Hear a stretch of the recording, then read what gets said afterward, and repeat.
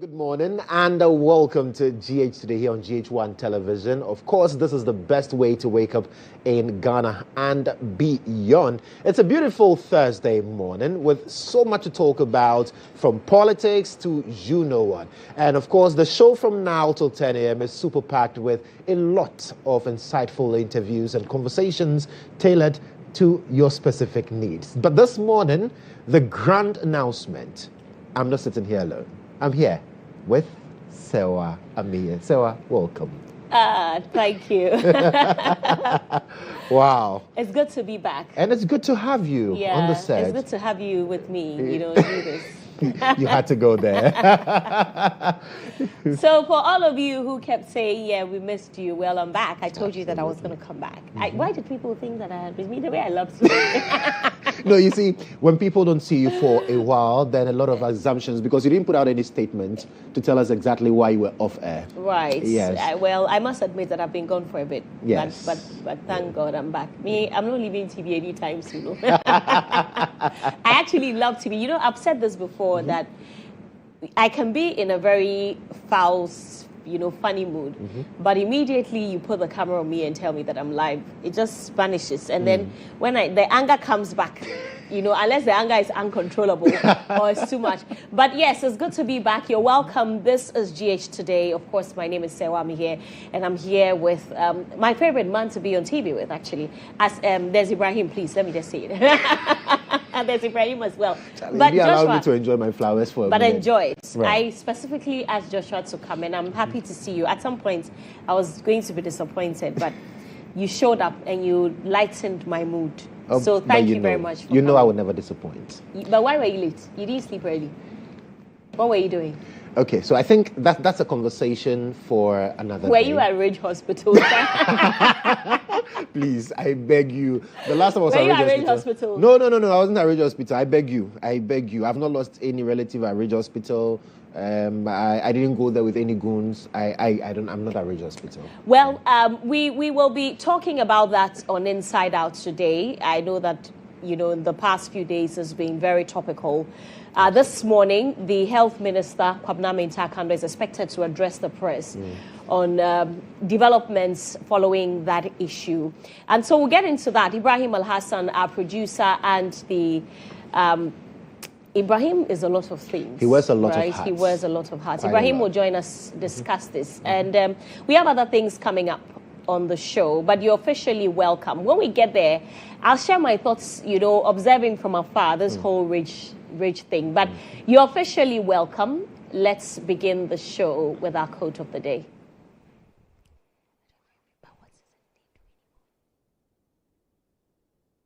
And our quote is from David Hurley, who says, "The standard you walk past is the standard you accept.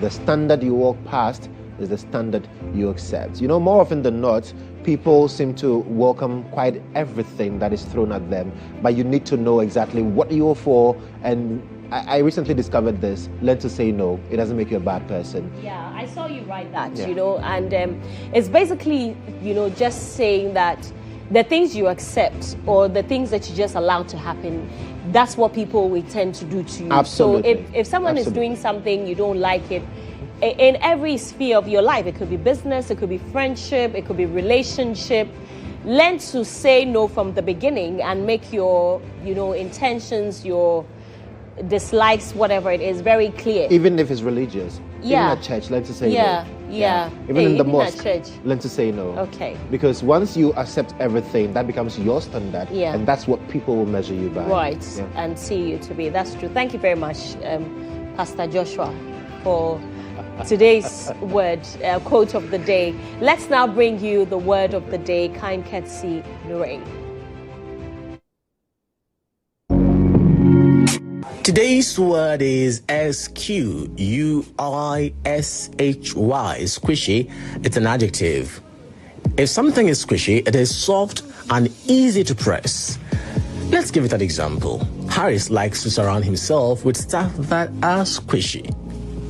Squishy.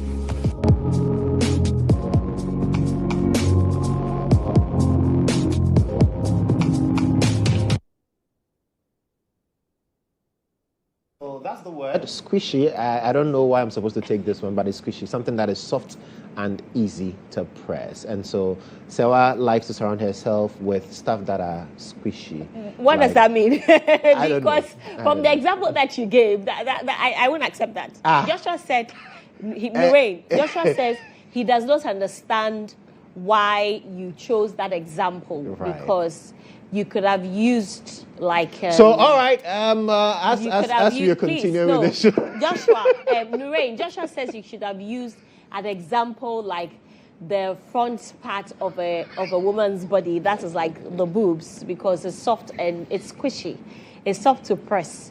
These are not my words, and he said he can't say it, so I should say it for him because of his church members. So please, Lorraine, next time use the appropriate, and I kind of agree though. You know, those things are squishy. Let's move on. From that squishy example, let's throw back. It's a Thursday. Let's do some throwback. Enjoy some good music from a blast in the past with our video of the day.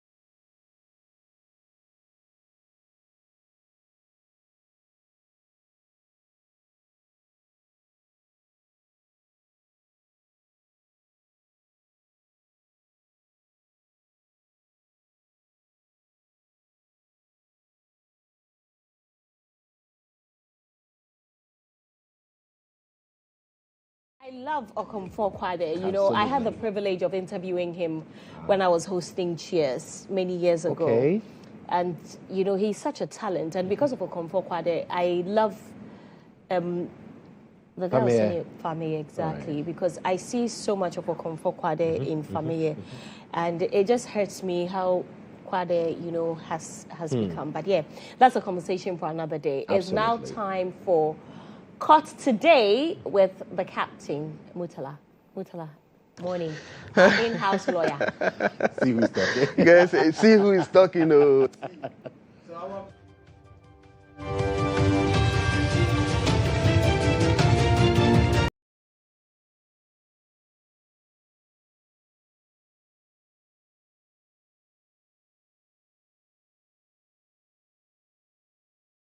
Okay. So it's time for Caught Today, right? Absolutely. And Mutala, the captain, is here. Standing here this morning, and I have the privilege to be hosted by two very fine gentlemen. This man, the man with the saucy voice. With a what? Saucy voice. With a what? Saucy voice. Joshua Kodjo Mensah. Is it Joshua? The man with the what? Saucy voice. Saucy. Yeah. Nurain, what is saucy? Joshua, what's saucy? At least it's not squishy. No, but what's saucy? The man with the saucy voice. You mean saucy? Saucy voice. Yeah. Nurain won't be happy with you. Look for that word tomorrow, and then let's have it. Saucy, we know saucy. You don't know saucy. No, Charlie. But have you? Let's pay attention to this man. You know that I No, Serwaa can tease. Naturally, Serwaa can tease. That one there, it is there. So when you are coming to meet Serwaa, you better prepare. Somebody just know. I say, hey, that your lady, she can tease you. So yeah, meet Serwaa one day and you understand. Serwaa, welcome. Thank you very much. It's been a while. We missed you. I really missed you. And when so you come much. in your outfit, I heard somebody say, yeah, my favorite is back and all of that. A lot of people really missed you. I'm happy to be back. Mutala, what have you got? This morning we are discussing marriage. Okay. And I'm sure in the context of things, and you're going out and coming in, you've heard that conversation so many times about the legalization of marriage, how marriages are registered, how marriages are officiated, and what backs marriages. Even the venue where marriages are officiated, there have been issues with that. Even the officials who officiate marriages, are they certified to do that? So there's this marriage conference by Marry Rights, 2025 is the second edition, and they've come together to discuss the issues of fake marriages. Okay. Somebody is married here in Accra, he relocated to Sunyani. There's no data that can trace him there. He lives there for 2 or 3 years. Then he decided that I'm going to marry again. Takes another woman, and then there's no data. So the issue about central data, to be able to fish out some of these things, is not there. So that particular conference seeks to address some of these issues and all, especially with respect to Islamic marriages. The problem that I have with this conference, not necessarily a problem, is that the people who are seated in the conference certainly know what is right and what is wrong. Absolutely. In terms of what the law says. I don't see where the problem is, where the confusion is. The law is clear. There's the Marriages Act, Cap 127. It is there. Absolutely. Where is the confusion? So the people who need this sort of education, I think that it should be targeted at those the people. churches, the communities, right? Go into the communities. And, I mean, customarily, a man is allowed or can marry. As you know, there's a very popular case that says that a man can marry as many women as he can conveniently manage and take care of. But that is customarily. The word because conveniently. customary marriages are seen to be potentially polygamous. Right. It does not matter if you tell me, for instance, if I'm your wife and you marry me customarily and you say that, you know what, this marriage is just you and I. You can later change your mind and marry another person as long as it is customary marriage. Right. It is monogamous marriage, which is the white weddings that we do, which is strictly monogamous. That offense. So, and I mean, if you do another thing, you can be charge for bigamy and all that. Where really is the confusion? We should be targeting the communities, like go to the churches and educate them, right? So I think the sole aim of this conference, because we had a conversation here on the show some weeks ago, and they opened it to the public. But as to whether or not the public decided to also participate is another leg of the question. But like you're right, I mean, they should not be centered in places where the public, the ordinary man, the ordinary woman would decide, oh, this is for an upskill group of people, and so let them go talk about this. So decentralize it, get to the communities, speak, like, for instance, the churches you mentioned, because there are some people in churches now who want to get married, and no matter what you tell them about the venue for the marriage, they have a whole thing planned in their heads, and they don't want to go sign, and they want to do everything at the beach, everything in the garden. That sometimes it's not even allowed. Yes, but then in terms of signing, some even don't, and that's one of the reasons why they are even having this conference. Absolutely. They feel that once we get married, it doesn't matter. Once the pastor has said, God bless you, there's no need for a document that legally binds us, and that's where the challenge is. And it's all fun, it's all nice till there's a challenge. Absolutely, that is where some marriage the issue is, and that's a problem. But let's hear from. You wanted to say something, Serwaa? No. Let's hear from him. Let's hear from Betimood Idrisu, a former Attorney General, on that subject. We must.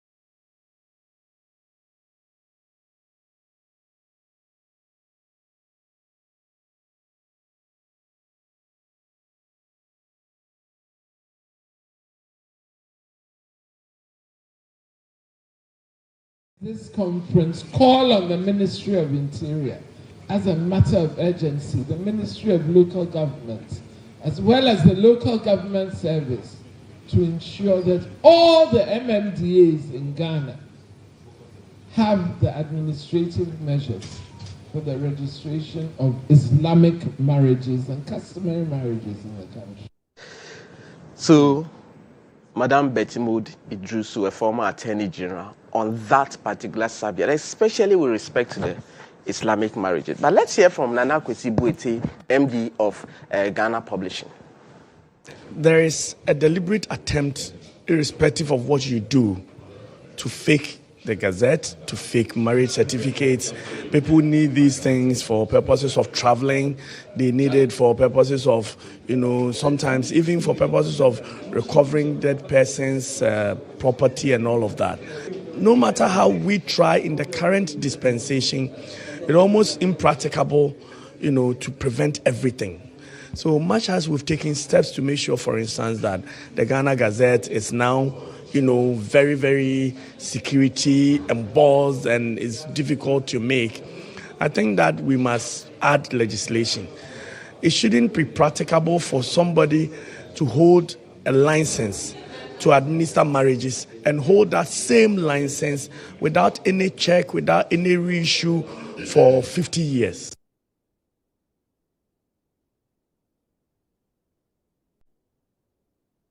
Ibuete, who is the MD for Ghana Publishing, in charge of gazetting some of these things, also making the point that, look, the challenge, we need legislative reforms to be able to ensure that we enforce some of these things. You are a pastor who officiates marriage. Do we ensure that you have to renew it at some point in time? We don't know. So you can hold it so many years, even the venues and all of that we have discussed. But so yesterday I was asking Lily about her views on this subject, and tomorrow we'll deal with it extensively. DNA testing. Mm-hmm. If you wake up one day and your partner says that, look, Serwaa, we need to do a DNA about this our son or this child? What will be your first reaction to that? I think that we should start with Joshua because he has 4 beautiful children. Joshua has got 4. I mean, look at Joshua. Would you even think that he has 4? No, but you're talking about DNA. So it is usually the men who ask for DNA. So let's start from Joshua. I think what are the rules are ladies first. In respect of what Serwaa just mentioned. Captain. Yes, I think that this one you have to come first. Yeah, I agree. Serwaa What man do man? You remember that tag? What man do man? But I think you see, it's a very broad thing. One, infidelity. When the issue of trust is broken, that's when you would require these things, or you would even think about these things. And also because, listen, I would never ask my wife for any DNA because I've seen my kids. When I look at them, I see mini-me's. So clearly, even if, in the worst case scenario, these kids are mine, regardless of the situation. But what would force a man to say, I want a DNA, is when he sees signs of infidelity, when trust is broken, or the children are a sharp departure from what he thinks he stands for. And that, okay, fine. Looking at this child, 1, he doesn't look like me. 2, but he behaves no, totally different from me. No, you'll be shocked. These are some of the things that make men ask for on the face of DNA, it. Just on the face of it. Forgetting that there are twins who stayed in the same womb, came out completely different. That's one. You understand? So I think fundamentally it's an issue of trust when it's broken. And when you are suspecting your partner of infidelity, then you're like, okay, you are doing calculation. 9 months ago, before this baby was born, she was misbehaving. I think she was doing this or that, and you would go and ask for DNA. And now, because also there are so many instances of people who have asked for DNA, and then it turned out that the children they have fathered for years do not belong to them. And if it plays on the minds of with this conversation, the issue of our former national footballer, Neo Datilamti, even was referenced. You take care of children, and at that age, it came to that. So, should it be made mandatory that at birth you do DNA at all costs? You know, the only time that I will support like some sort of mandatory DNA testing is because of issues that we have also heard where babies are swapped at childbirth for maybe either deliberately or mistakenly. That is one of the instances, the main ones actually, I must say, that I will support a mandatory DNA testing. My concern, however, is after you request for the DNA and it turns out that the child is for you, what do you do? That's when trust is broken in the family. Forget. So honestly, that there is certainly no trust. Yeah. There is certainly no coming back. So should we say couple should now agree that at childbirth we have to do DNA? It's not like by the point that you made about child swapping and all, just on the face of that. Should they agree to do it? Agreeing to do that in itself tells me that you don't trust each other as partners. But if there's any suspicion, that something untoward or fishy may have happened at childbirth, because at childbirth, anything can happen. Absolutely. When a woman has delivered, gone through pains and whatnot, sometimes a lot of times even, they are not put near their babies. The babies are taken away. So you have a lot of experience in that. I was able to, I have witnessed these things twice. My mother, when I was very young, took me to a labor ward to experience some of the things. To show me. And then when Alice had her first child, who she named after me, I happened to be there. I saw the child, and I see how sometimes they put all the children, they are in one place, especially the ones that are put in the neonatal NICU, right? So if you suspect at some point, even though I know they label the kids, you can request for a DNA. But I really don't know the kind of couple that will say, when we give birth, you watch your wife's face. Especially do you have? Thank you. Do you have are you married? No, I'm not married. Do you have a girlfriend? I do. Of course. You do. Okay. Girlfriend? Continue. Do you? I just answered that question. You didn't hear what he said. He Joshua, said what you did you have say? girlfriends, not one. He will be the one to identify them. So I've organized You identification parade. don't And then speak for yourself. Your girls are Oh, no, watching. he's the one Your saying- girl is watching. You concluded. Anyway, that's just by the way.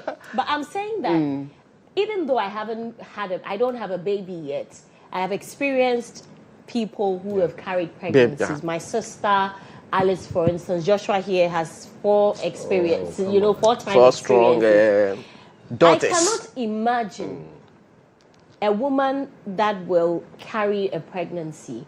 A man will witness the pain, the agony, the stress that the woman has gone through, and then tell them at birth, or just when they're about to deliver, that once the baby comes out, let's get a DNA. But That would be so we have been told insensitive to many the core. and many times again that it is only a woman who knows the father of the Murtala, child. that's true.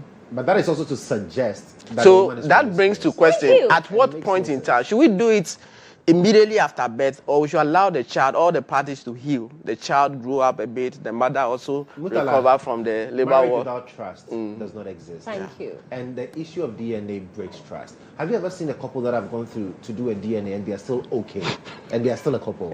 I would be interested. So in one of the seeing that judges couple. who was there as a guest made the point that once divorce cases come to the court, then it means the marriage is broken down beyond repairs. So once they are there, everybody is ready to dirty themselves when they are coming.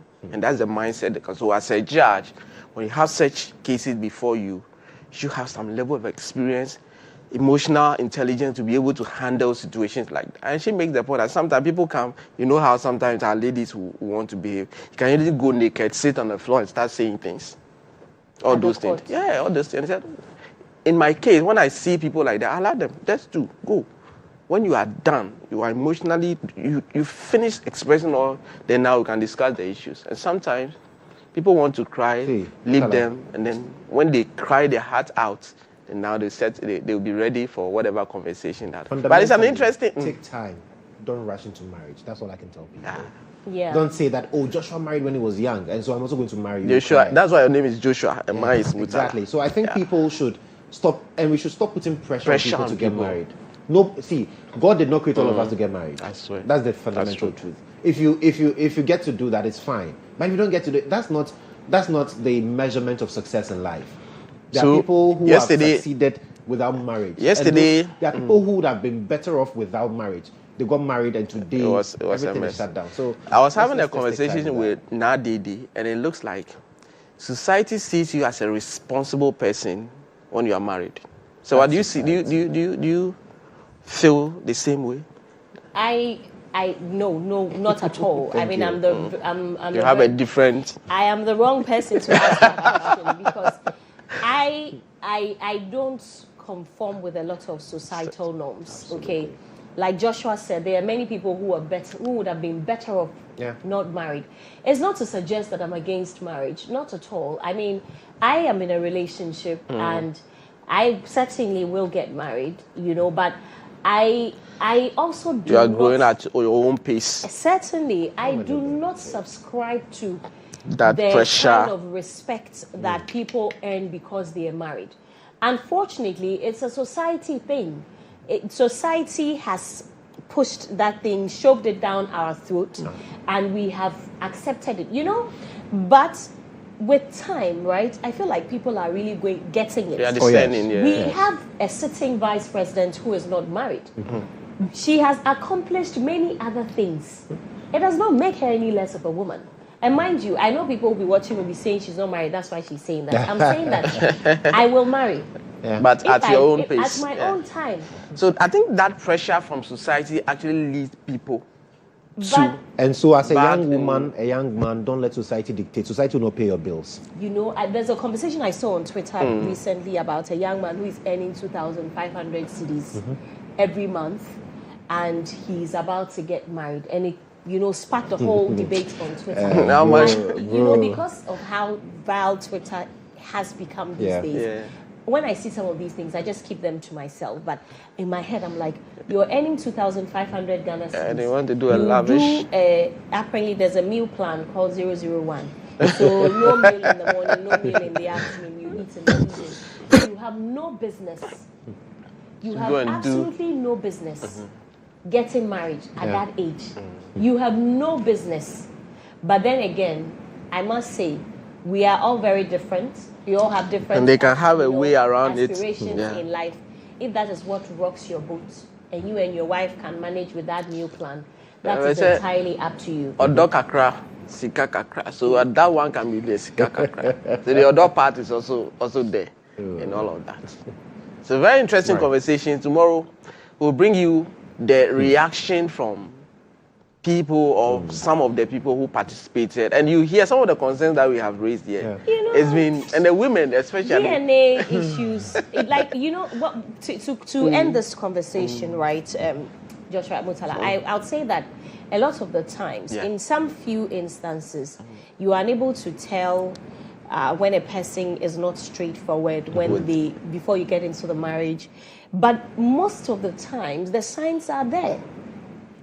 For both sides, you know what you're getting into. Yeah, you've seen you it. still get into it. You allow the emotions to get ahead of your But I hope time discussing this topic. I don't understand. Please, let's move on. Let's move on. So the conversation tomorrow will expand it. But I'm of the view that, look, if you are choosing a partner, you chose the person because of who you think the person is and how you see the person. Oh, that is your thoughts. You will be shocked why people choose. There are certain things, like you mentioned, there are certain things Ghana that doesn't agree with you. This one, Ghana doesn't agree.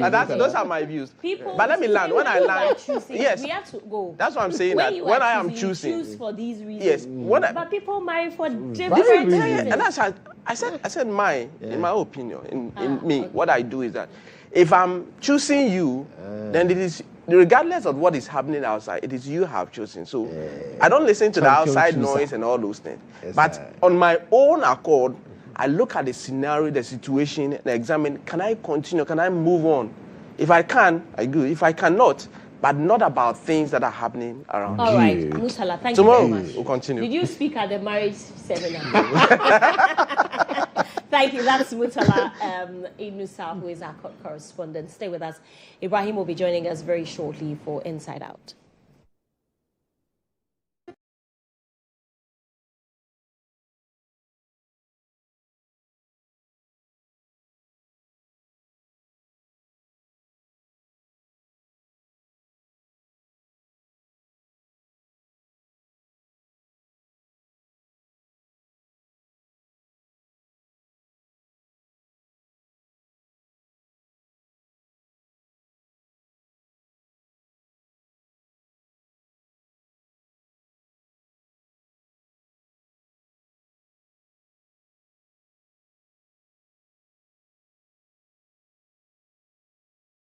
Welcome back. This is GH Today. I am Serwaa Amihere. It's time for Inside Out.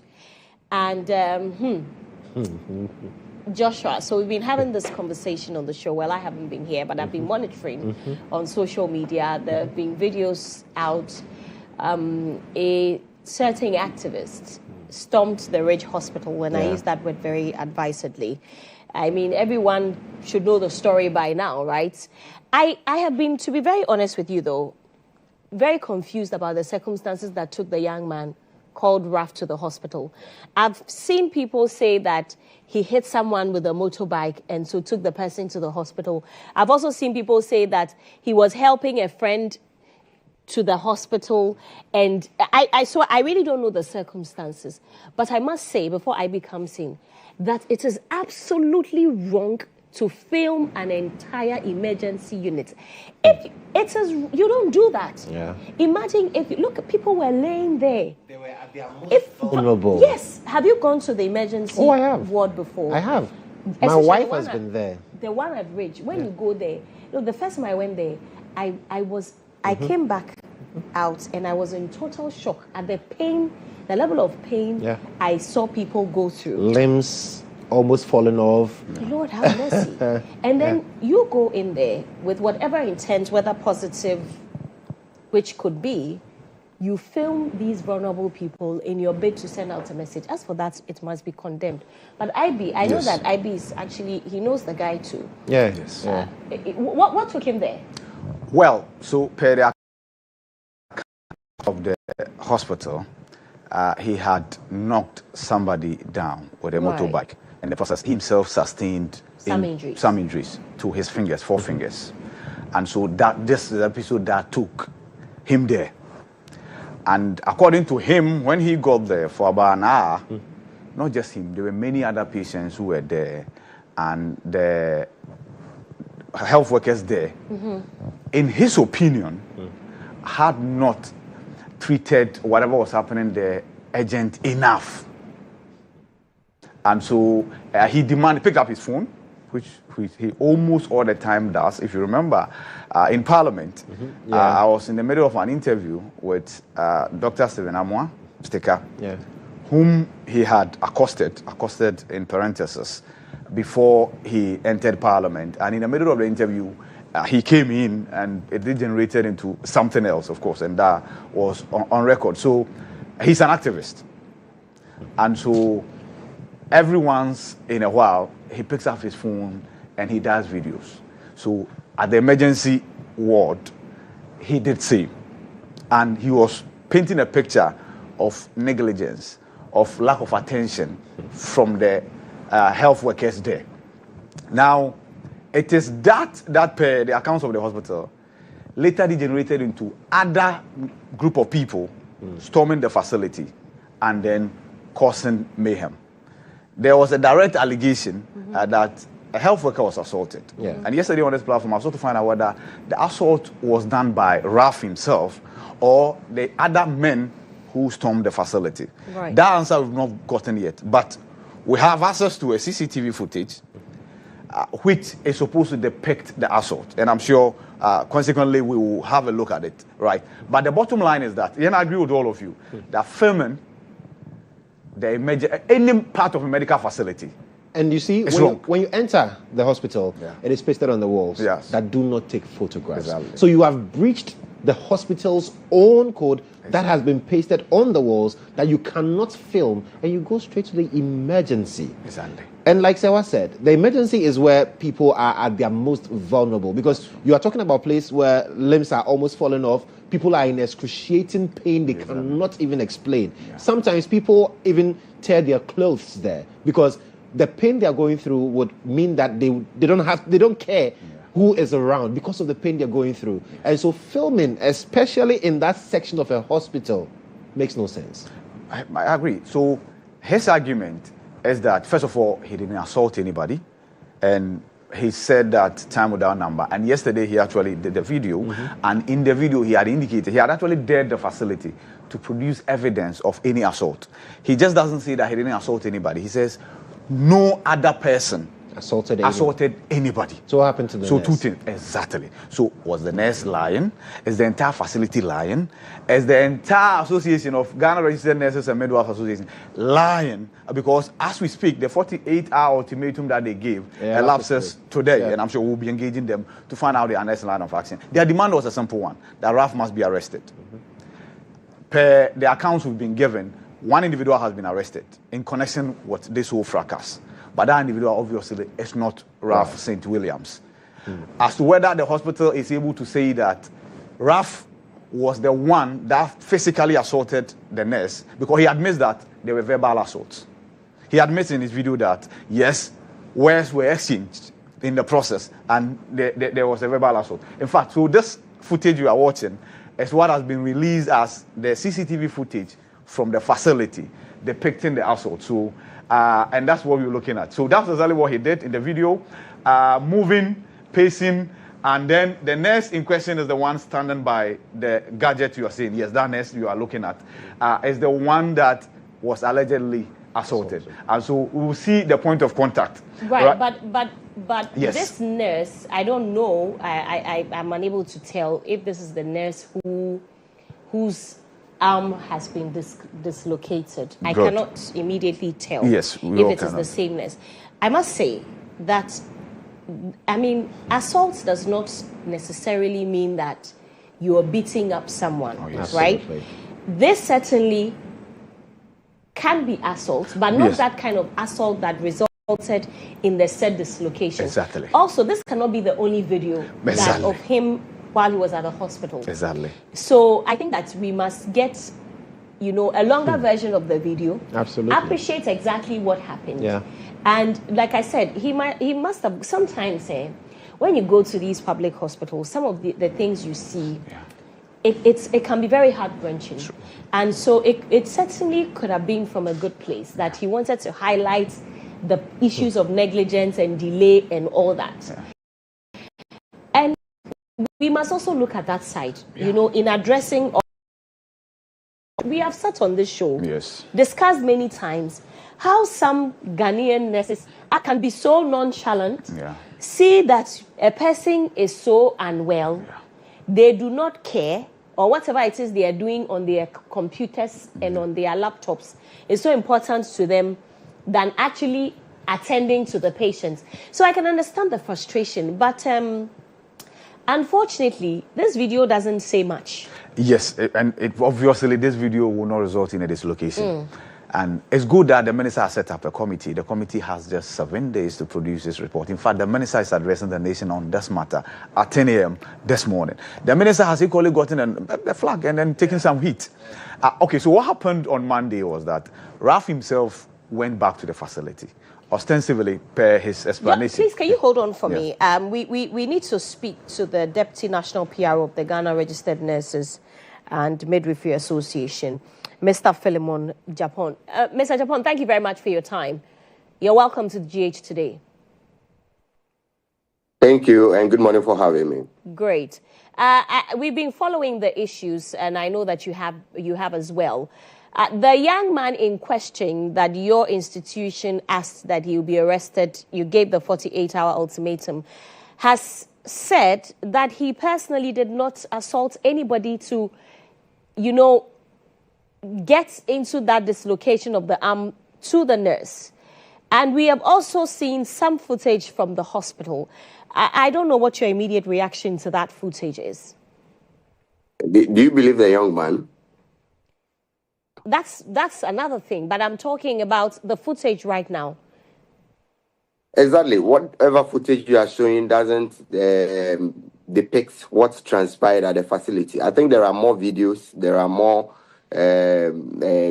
issues that have not come to the public domain. We took steps to go to the hospital ourselves as national executives. We had already sent our local executives, the regional executives as well, to go and have discussion with the facility and get first-hand information. When we went there, it was very clear that they came there to cause mayhem. They manhandled the young lady. She's there as an evidence.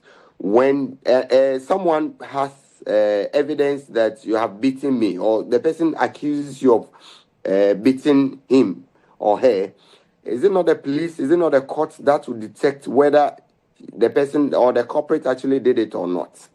Does the person have to now say that I didn't do anything, and then it's in the public that he didn't beat the girl? Whilst we have the lady on admission with arm's length, she has bruises all over. She has punches of these thugs who manhandled her.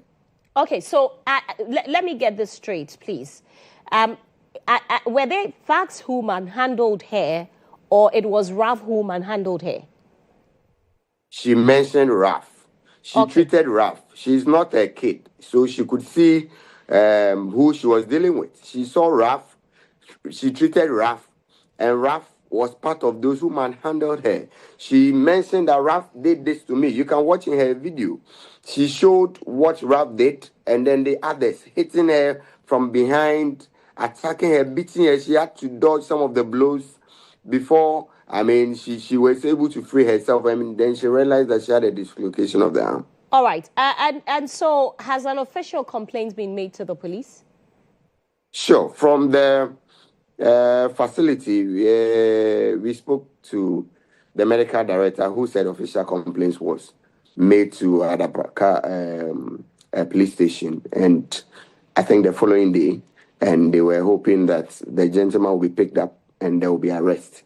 When we spoke to some of the local executives of GHOne, they confirmed that this complaint had been made. But so the gentleman has not been arrested. He was lurking around. He comes to the facility as well. And now she's sitting on social media and throwing jabs. It's like he's doing banter with us. But Mr. Japon, curious to find out, this CCTV footage has been released, which shows one section of what happened. Are you able to get another part of the footage, which, corroborates all of this assaults, the one that caused the dislocation of the arm? No, I don't think that that is the way to go. I'm not supposed to go and fetch CCTV footages. The evidence is there. The lady in question mentioned Raf, and she is an epitome of evidence herself.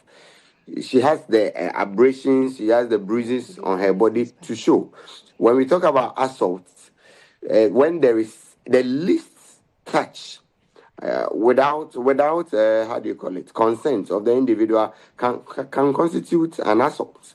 But this one was not just a touch; it was an intentional abuse, beating the person, and it's even assault with battery. I think this is criminal. We shouldn't be looking for footages of CCTV before the gentleman is apprehended. When we report issues of criminal nature, the culprit must be taken, and then the police and the courts do their investigation or questioning to unravel the truth. All right. So before you go, the 48-hour ultimatum that you gave government expires today. What do you intend to do? We intend to do what we said we would do. As an association, we think that the safety of the nurses and midwives is very paramount in this country. Healthcare must not be jeopardized. When we went to Rich Hospital, we had a meeting with the nurses and midwives at the emergency unit, and they confirmed such situations to the extent that people have been slapped in the emergency room before, and it all went unpunished and unnoticed. And this time, we want to put an end to some of these malpractices.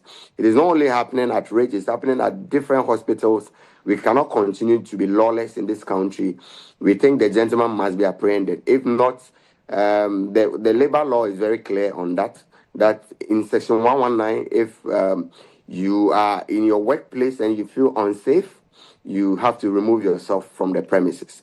And it's not only on the labor law, the ILO Convention 155 also stipulate the same things, health and safety. So we cannot continue to subject our staff, our members, to such brutality without redress. So when you say you do what you say or what you intend to do, what is that? When the time is up, you have a feel of it. Are you going on strike? We are not declaring strike. We are going to remove ourselves from danger. And removing yourself from danger means you will not be available to attend to whatever situation is at the place.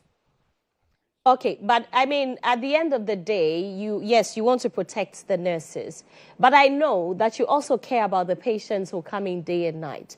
This is a very unfortunate situation, I must say. We all agree. But is that enough to warrant you withdrawing your services, as you call it? Well, our association has premise on our council. So the National Council take cognizance of whatever has transpired and take meaningful decision. In fact, when this happened, initially they threatened that we should withdraw all nurses from Rich Hospital. As leaders, we had to go there ourselves to verify the issues. We saw patients who were in serious condition, and we felt it was not proper to withdraw all the services there and then. But we should take time and give government time, the police and then the security agencies time to do the needful. And that's the more reason why we took time to come to this conclusion. And we think we've given them time enough. if it's of importance to pick Ralph, is one person. They have been able to pick other senior people in this society without delay. So we don't think it should be delayed to pick a criminal, someone who is leading tax. You can ride, you can bring in 50 people on motorbikes threatening with, I don't know whether they were on drugs or something. I don't want to accuse them wrongly, but their behavior suggests so, because they were not of their selves. Okay, I mean, I just want to get this very clear. Is your association going on strike? What exactly are you doing? Because I am very confused.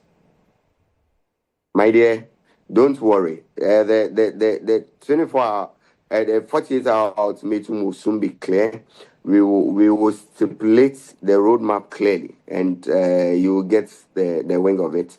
We want Mr. Ghanaians to know that. Mr. GHOne, let me ask you this. I don't know if you answer, but are you telling us that arresting Ralph is more important to you than actually saving lives? Because one person has been arrested. Is that not enough to show that there's actually, progress being made on the case? The health minister has set up a committee. Not at all. Who has been arrested? I don't know who has been arrested. We will verify who has been arrested. Ralph was mentioned in the video. He was the ringleader. He called the tax to come there to manhandle the young lady. Mr. GHOne, you have also said that there were other people that attacked others there. You said Ralph was one of the people who attacked the woman. And one person has been arrested at the Adabaka police station. He was the ringleader. Ralph perpetrated a crime. He caused all the mayhem. He did the recording. He was calling the people to come in. He actually was part of those who beat the young lady. The young lady showed that Ralph did this to me. He beat me, and then he and a couple of others caused my hand to be dislocated and all that. We think that if we take the law into our own hands in this country, we will just jeopardize our health system. We are not lawless as ourselves. We are not demeaning, and we think the law must be very clear and must be exercised on those who foul the law, and that's what we are demanding for. When you attack one nurse, you have attacked all nurses, because the one nurse you are beating cannot have the opportunity to defend herself. She will not have the opportunity to fight back. But if all the leadership, the nurses are behind her, she will feel empowered to be able to do what is right. Okay. The minister addresses the press this morning. I'm sure that you're aware. What are your expectations? We are expecting the minister to say that the gentleman's action, which he has already condemned, has caused them to arrest him. He's been put behind bars, and that work must continue. There should be calmness in the health front, and there will be peace. Thank you very much for speaking with us. Mr. Philemon GHOne is the Deputy National PRO for the Ghana National Registered Nurses. I don't know if I got that right. And Midwives Association. Thank you very much for speaking with us. Ibrahim. Yes. So it's challenging. It's very challenging because there's a committee that has been put in place. Yeah. The committee is doing its work. And I'm sure that the CCTV footages that we talk about, if there are any more, the committee will take hold of it, right? Mm-hmm. But my issue is with describing somebody as a criminal, even before the committee's work is done. Because indeed, even if the police moves in and arrests everybody involved, it's after investigations that the police will come to a conclusion as to who to prosecute, right, and who to let go. And that was the same difficulty that the minister was in. Yeah. How do you say that you are not going to embrace or speak to any of the parties? How are you going to conclude that this party is guilty as charged? Unless after investigations, then you come to say, okay, yes, indeed, Ralph was the one who assaulted. But I get the point that regardless of what the suspicions are, the police can move in and effect arrest and then trigger the process. After investigations, if you are not culpable, you are let go. Yeah. Right? So let's because the minister has equally said that the demand for Ralph's arrest is fair. Yeah. So let's see what comes out of it. And it's interesting when when Philemon says the evidence they have is that the nurse says. Exactly. So is the nurse's word against Ralph's word? So if there is no pictorial evidence that shows, or you have people who can testify on their lives that they actually saw Ralph meting out these assaults to the woman, what he calls battery, by the way. I find it quite difficult to say that the nurse herself injured is enough evidence. No, I don't know much about the law, but I don't see how that will fly in the face of any due process in terms of legal process. But hey, we'll wait and see. Most definitely. I think so. That should be it. Yeah, 10 a.m. is just a few hours away. We'll wait to hear what the minister has to say. Ibrahim, thank you so much. You're most welcome. Ibrahim Al-Hassan is the producer of our editor. Head of Current Affairs.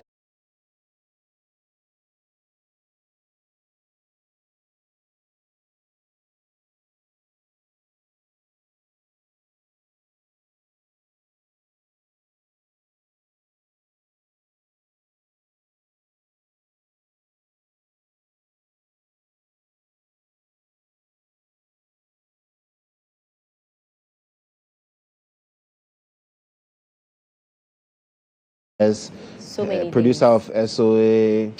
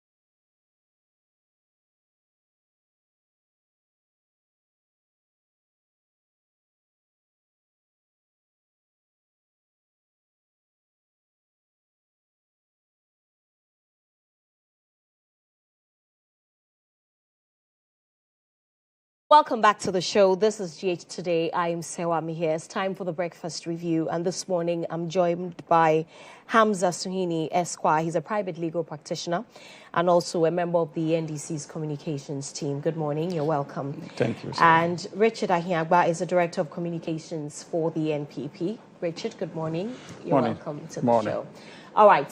So this morning, there's some three things I want us to talk about. But I don't think we'll have time to talk about President Mahama and his plans to scrap the capital requirements for foreign investors. We certainly, if there's time, we'll discuss it. But let's quickly touch on the issues happening at Ridge. We know that this morning at 10 o'clock, the health minister will be addressing the press on current happenings there. There's been an alleged case of assault. A nurse who works at the Ridge Hospital says she's been assaulted and her arm has been dislocated. Well, the gentleman at the center of all of this, Ralph St. Williams, dared the hospital to release a footage of the said assault. He has said he didn't touch any nurse, he didn't assault anybody. The nurses or the association also gave government a 48-hour ultimatum to act if government fails to arrest or get the police to arrest this activist, Ralph. Well, this morning I just had a conversation with the Deputy National PRO of the Ghana Registered Nurses and Midwives Association. And he says, yes, that the 48-hour ultimatum expires today. And if government and the police fails to act, they will protect themselves. Whatever that means. But I mean, if you're thinking like I am thinking, it means that they're going to withdraw their services. And you ask them whether the arrest of Ralph is more important than taking care of patients, especially when one person has already been arrested. But they say, ahead of the minister's press briefing, they're expecting the health minister to say that because of what Ralph has done or is alleged to have done, the police have picked him up and he's going to face the full rigors of the law. Hamza, I know that you've been following the issues. Your thoughts? Yes, good morning to you, Serwaa, and of course to my colleague in the studio and our cherished viewers out there. Serwaa, I think that it is important for us to appreciate that when it comes to governance in this country, we all owe a collective responsibility, especially when it borders on the livelihoods of the ordinary Ghanaian. But even before I go on to the substantive issue before us this morning, it is important for me to make the point that I have been utterly worried about the conduct of many of our professional associations, not just the Ghana Registered Nurses and Midwives Association, or if you like, the Ghana Bar Association, and many others. I have been a student leader before. I have led the National Union of Ghana Students for at least a year. And even during those times, I've had cause to complain about the kind of language we use as activists, and especially as leaders. And yesterday, I listened to the General Secretary of the Ghana Registered Nurses and Midwives Association, and I was dumbfounded. We are dealing with a government that is doing everything within its power to show respect not only to professional associations, but to the ordinary Ghanaian, because we still all remember what many others had to go through in this country for simply expressing their views in languages we considered even acceptable. But unfortunately, it appears that there seems to be a certain culture where certain people elected to lead these professional organizations feel that the authority given them by their colleagues gives them that authority to use all kinds of language on the political leadership. And here I'm not limiting it just to the National Democratic Congress, even to the NPP when it is in power. We must be careful. The fact that a government is a listening one, or a government is a government that is willing to engage, does not mean that the appointees of the government or the government itself is a timid one. And this should be in the interest of all of us as political players. I struggle to understand why a general secretary of Ghana Registered Nurses and Midwives Association, would use obnoxious, intemperate, insulting, reckless language on his sector minister, simply under the guise of doing activism? Is that the kind of culture we want? If these things happen even in the private sector, Serwaa, you think that with this kind of attitude, that disrespectful tone, your superiors would engage you further? If you are elected by your colleagues to represent or champion their interests, it must be in your interest to ensure that you have an acceptable working relationship with those you are supposed to engage on behalf of your colleagues. The language the said gentleman used, do you think that it will put him in a state to be able to engage meaningfully with authority to champion the interests of nurses in this country? Absolutely not. And if we allow such language to talk down on our appointees, on our leadership of state institutions, then we all must be ready to go down the drain of chaos. And so I think that for a start, all of us, political actors, NPP and NDC, we must be ready to keep these utterances in check. Yes, you are clothed with the constitutional obligation or right to express your views on issues, but to go personal, insulting, is clearly unacceptable and condemnable. And someone needs to let the gentleman understand that he may be representing the interests of an association, but he does not represent the interests of Ghana. And when it comes to the interests of Ghana, it will not be toned down because of his own sectional interests. That point needs to be made. And it's time for us to start calling out characters like that. That attitude is clearly unacceptable. Nurses, as far as the REACH issue is concerned, have a legitimate concern to demand that certain actions are taken by government or the minister responsible for health. It is their legitimate concern. And I will join them without hesitation in that call. But it does not give you license to insult people we have mandated under our constitution to lead our various sectors, because these are constitutional bodies created under our constitution, and we have to owe it some semblance of reverence. So that kind of attitude is clearly condemnable, and we should not encourage it. And if the NPP sits down quietly, then they must be rest assured that in the not too distant future, if they are favored with the opportunity to lead this country once again, then they would find it extremely difficult to engage in any meaningful discourse with characters who only think that the best way to champion the interests of their professional bodies is through insults. That is clearly unacceptable. And all of us are at risk. We must protect the leadership of this country against such unwarranted, needless, and reckless characters. And so that point needs to be made. Having said that, on another platform yesterday, Serwaa, I had cause to also complain about the conduct of RAF. Look, this is not the first time I have come across that gentleman. I think I saw him once when he confronted Sticker in Parliament. Okay. And I must commend Honorable Sticker in this issue, because he did the honorable thing by going to the Ghana Police Service to lodge a complaint. Later on, I saw videos of the gentleman apologizing to him. Right. Subsequently, I've heard cases where the same said gentleman has been engaged in. Now we have REACH on our hands. I think that the security agencies of this country must not take this matter lightly. And I am convinced from where I sit and from the information I have that government will not intervene in any way intended to protect the said gentleman. Right. The security agencies are investigating, and if we do not deal with his attitude decisively, this gentleman would constitute a national security threat in the not too distant future. And that is why the police have been directed to investigate the matter and ensure that if he is found culpable, he must be made to face the full rigors of the law. This is not a government that is willing to shield people simply because by association you are friends with one or two people within the governmental setup. Absolutely not. And I can assure you that based on the information I have, the government is more than willing to support the Ghana Police Service to go through the investigations peacefully. And I can understand the concerns of the Ghana Registered Nurses and Midwives Association, and of course the Ghana Medical Association as well.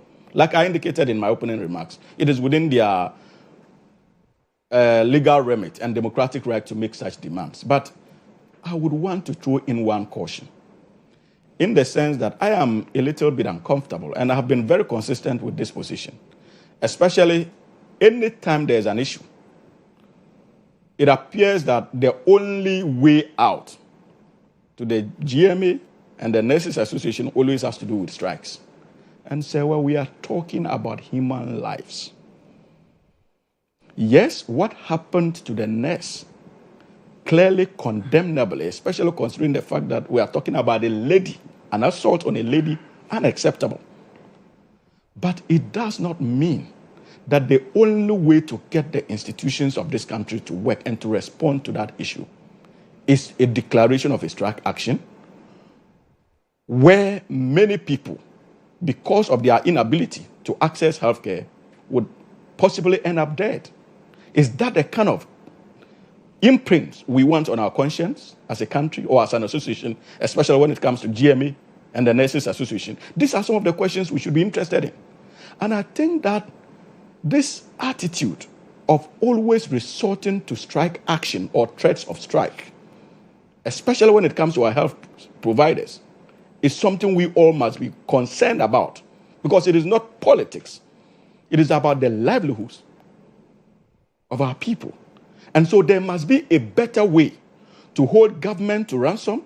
There must be a better way to hold our institutions to ransom than the declaration of strike action, because we know the implication that would have on innocent lives. And if in the future it is resolved, would we be in a position as health practitioners to bring back many of those who would have lost as a result of such declarations? And so these are some of the considerations we should make. And it is true that when it comes to activities within our health sector, there are so many challenges. And yesterday I had cause to call on the Ghana Medical Association on itself to attempt to do a survey of how users of these facilities feel, especially when they go to the hospitals. And they will be amazed about the number of concerns they probably would receive from the public. So, well, you are a user of our hospitals. Sometimes you go, the kind of reception you receive from the health practitioners, clearly unacceptable. The way you are spoken to, clearly unacceptable, frustrating. And if you are not careful, you will vent out your frustration in a way that is both unacceptable and an affront to the laws of this country.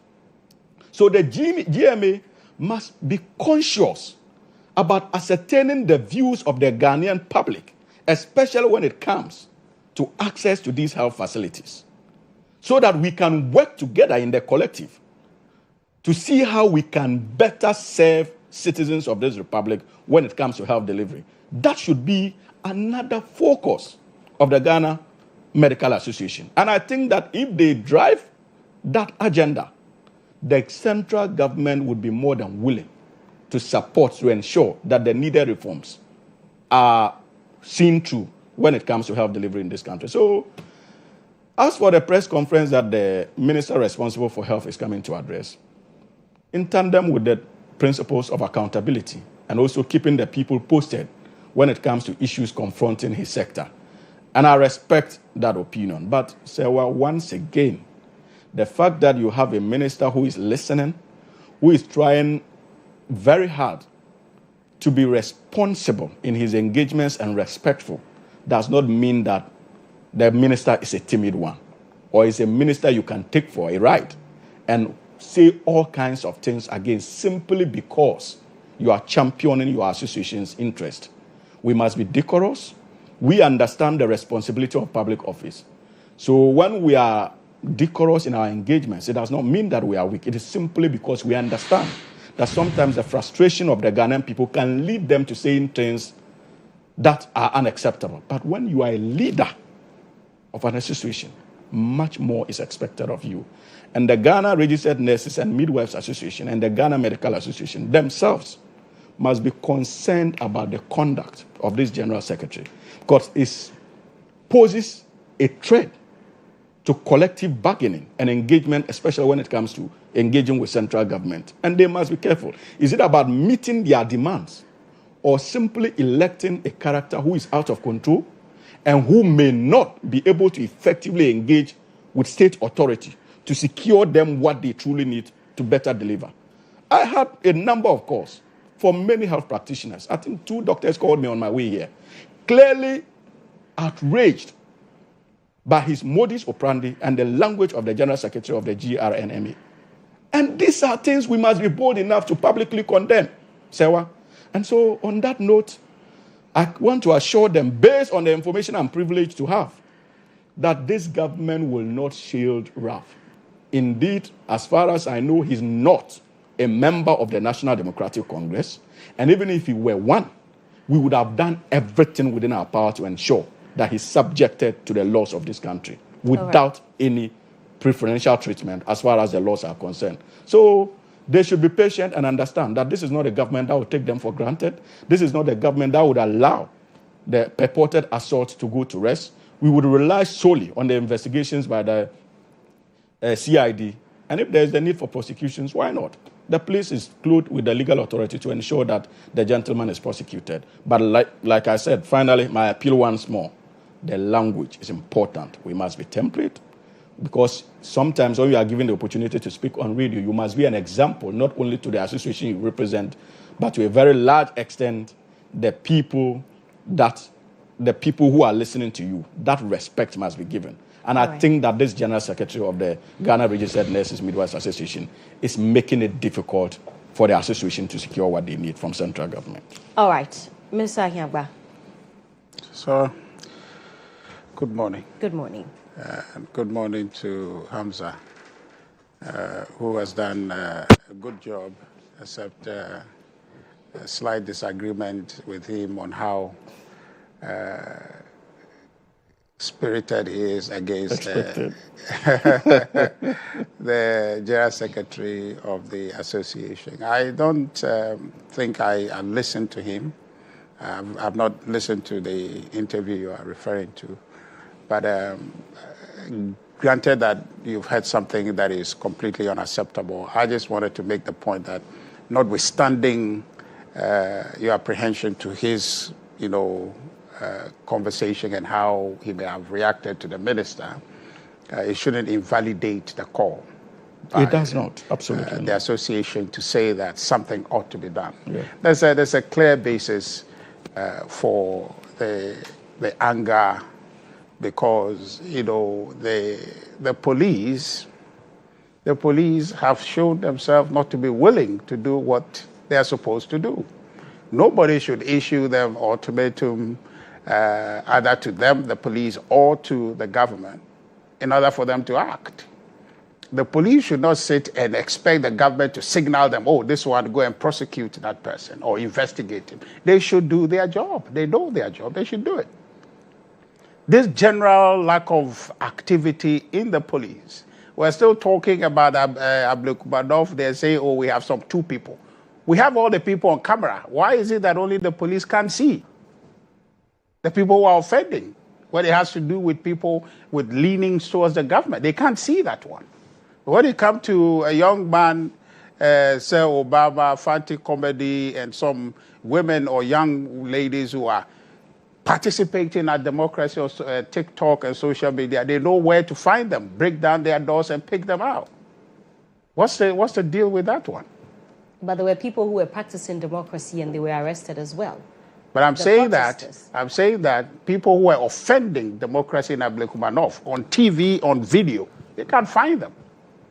What is How missing? can they not find them? They haven't found them. The IGP addressed the press yesterday and said Sarah, that it's he okay. has been told... You let me finish. I mean, we need to I inform heard that, the public. but I heard that. So if the IGP is but saying I'm saying, that Sarah, either today or latest tomorrow, no, some persons will be put before courts. When you say they can't find them... You can't be the spokesperson for the police. What you heard, I have heard. Well, Richard, but I'm saying she heard the police. No, it's okay. I heard them also. And that's why she's the host. It's okay. It's okay. This is a conversation, okay? What I'm trying to tell you is that somehow... So if you heard him, why are you saying that they can't find them? Absolutely. Which people are then... You saw the video. Hold on. What did he tell you? He said 2 people. They've got some 2 people. Is that not the case? He said how many persons will be put before court. So how many people? How many days now? Okay, how many days now? This matter to do with this young man, Fanti Comedy or so, it was a matter of hours when they found him. Abdulkumanov has happened how many days now? And these people are on camera, just like they saw this thing on social media. But they found them quickly. They're alacrity.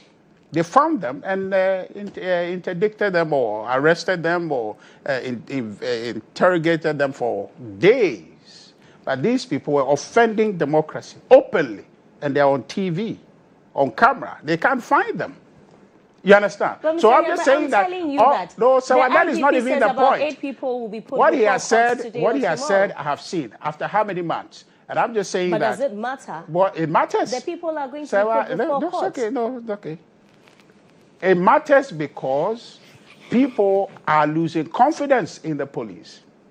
You saw the interaction with the police, the commentary given by your president, Albert, in relation to the handling of the media. Okay? How many months now after Abdulkumanov? How many months? Okay? So it gives reason for people to act the way they are acting, give ultimatum to the government, threaten to withdraw their services, which put all of us at risk because the police is lethargic. They're selective. They're selective. They are selective. When it comes to a certain group of people, they will arrest and detain them against their rights and infringing on the provisions, the human rights of these people and the basic laws of our country. They will do so, play tactics and games with people. They will take them here. When you go there, they say they are here. You take them, they go here, they say they are here. But when it comes to other things that they have to do, when it has any connection to government, then suddenly they are nowhere to be found, which is the reason why they are issuing this ultimatum to the government, threatening all of us, our health. So yes, I understand the concern of the nurses. But I would also plead, just like Hamza, that declaring strike or withdrawing their services will jeopardize all of us, our health. And you don't know when you would need a hospital or you need the assistance of a health professional. So therefore, withdrawing their services will endanger all of us. So with this plea, I hope that the police will then get to dealing with this matter as expeditiously as possible to ensure that the nurses and the health workers continue to work. I want to say, Serwaa, that this gentleman is not worth the effort they are going to put in withdrawing their services or the pain they are going to cost all of us. Rather, if they are upset, which they ought to be, which I am and all of us are in supporting the health workers, if there is any way they can rather blacklist them from any health facility until properly punished and apologize for that, both private and public, that he will not access any health service.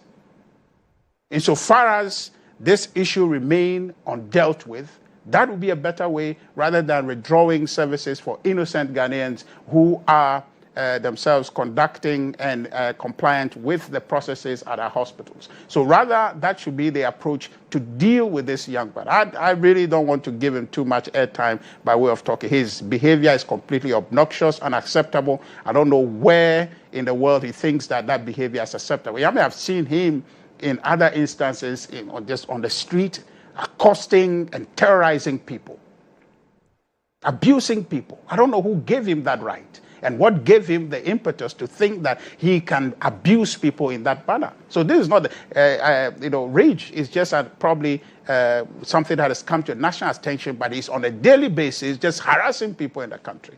I don't see why he should be permitted to do that.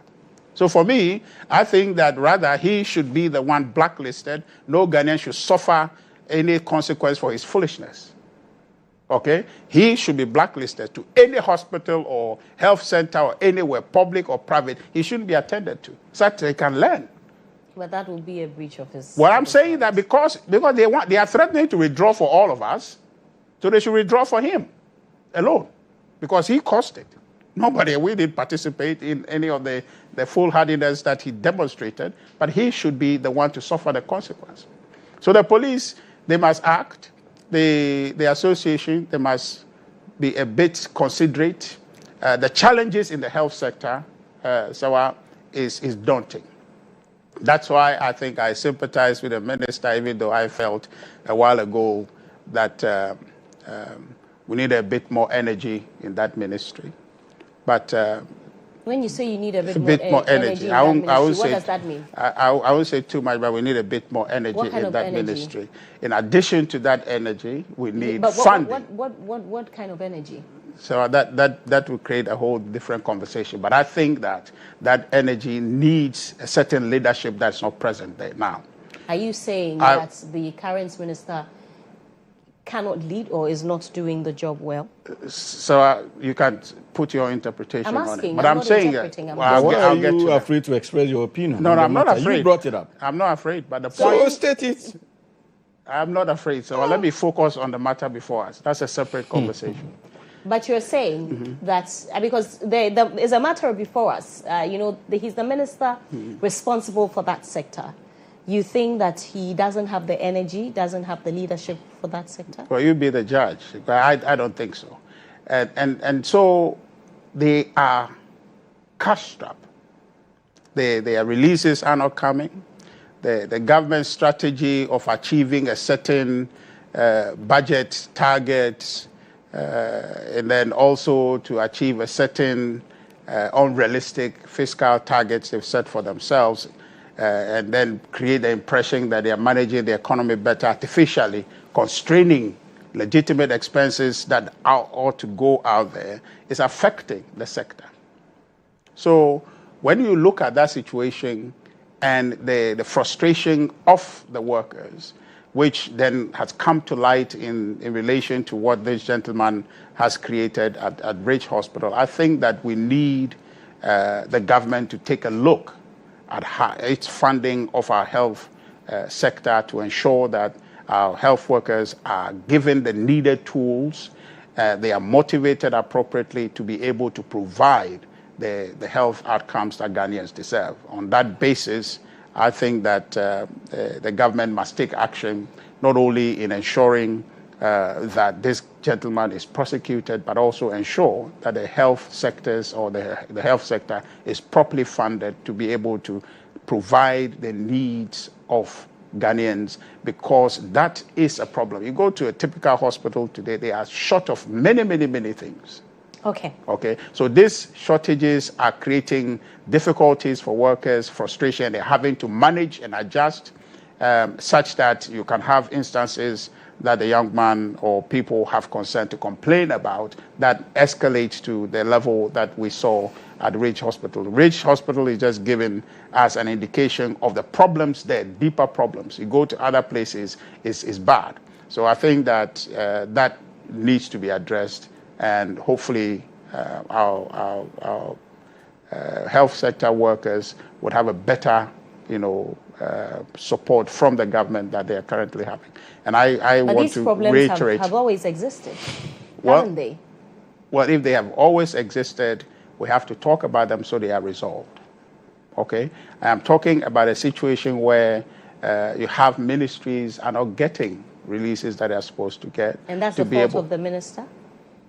Because you said the minister is not energetic enough. Well, energy is not related to the funding. I've moved on from the energy issue, and then I'm talking about funding to ensure that the provisions that must go and then the support that the hospitals need to be able to meet their requirement to or their expectation that the citizens have of them is met, to the extent that they are properly funded and supported by the ministry to be able to achieve that objective. But for me, this young man's conduct ought to be dealt with as quickly as possible, and the police have a responsibility to do so.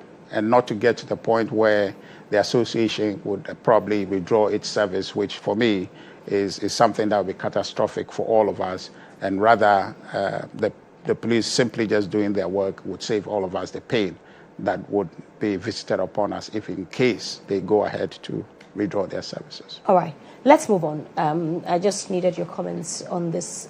You know, the conversation about the presidential jets has resurfaced, and I know that you both have been following. Okudzeto Ablakwa has called the bluff of critics who are demanding that he resigns and apologizes. And I have seen many posts suggesting that the president is currently, quote unquote, suffering because of certain pronouncements and statements that Mr. Okudzeto Ablakwa has made in the past.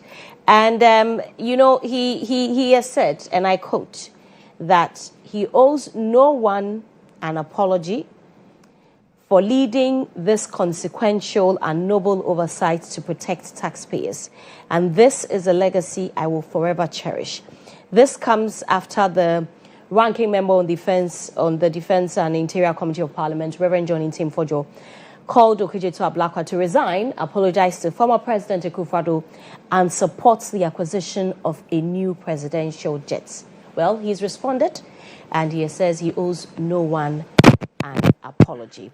Kennedy Japan also on Facebook said this, and I quote, "For the sake of political expedience, Honorable Okudzeto Ablakwa vehemently opposed the acquisition and engaged in unfortunate banter on the subject."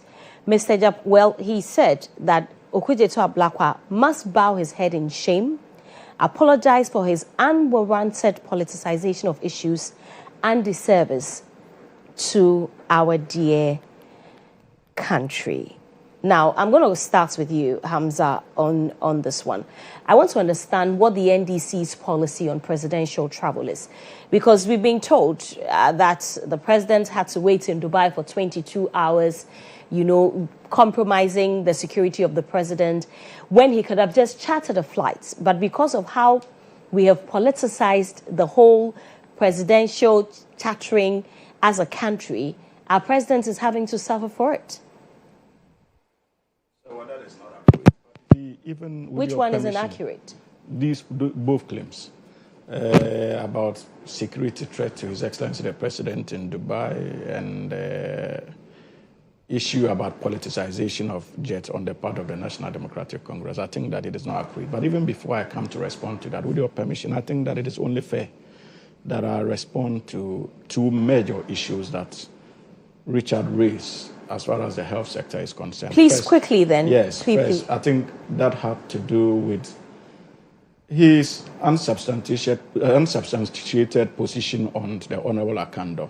It is clear. You see how you are struggling to make a case about new energy, more energy, and stuff like that. It is clear that the New Patriotic Party has targeted some appointees under the Mahama administration, largely because of the kind of spirited scrutiny they led in their various sectors when the NDC was in opposition. Nothing more. And so you can see a consistent pattern of vitriolic attacks targeted against his individuals. The likes of the Honorable Kodjo Ablakwa, the likes of Honorable Sam Jata-George, and that of, what's his name? Now, Honorable Akando. Clearly, these are people who have brought that level of dynamism and energy even into the respective roles that they now occupy. And so it is far-fetched to create an impression that they are not sufficient to deliver on the roles that they have been mandated to do by His Excellency President Mahama. Finally, on the issue of funding. I have to apologize. You have to hold on for me because of your microphone. I will come back to you. It will be fixed. But Mr. Ahiagwa. He says that the claims that the president, the president's security has been jeopardized is not accurate. The president's having to wait for politicization of the issue is also not accurate. I was waiting for him to finish and I will respond to the matter about retargeting some ministers, but I think you get to it and we'll have that conversation. The issue of presidential travel, I think that shouldn't be a matter for political discourse in a matter or in a situation where we are thinking that, it must be politicized to benefit somebody. But we have had to get there, sadly, because the NDC started a conversation like that in this country. My good brother Ablakwa says he won't apologize, he won't resign. Okay. What do you expect him to apologize for? I'm just saying that if you're in a position where you are advancing a certain principle of saying that a certain expenditure on presidential travel is wasteful, without deference to the office, the significance of the office to the people of Ghana, the representation of that office for the advancement of Ghana's interests, and the significance of what business the president is engaged in, for which reason he needed to travel in a certain way to be able to address the demands of his office. And you make that a political matter, such that you put a certain pressure on the state or paint the state in a way that appears as though that they are being reckless and wasteful. You kind of create a straitjacket situation where you yourself cannot maneuver. You don't have room to maneuver.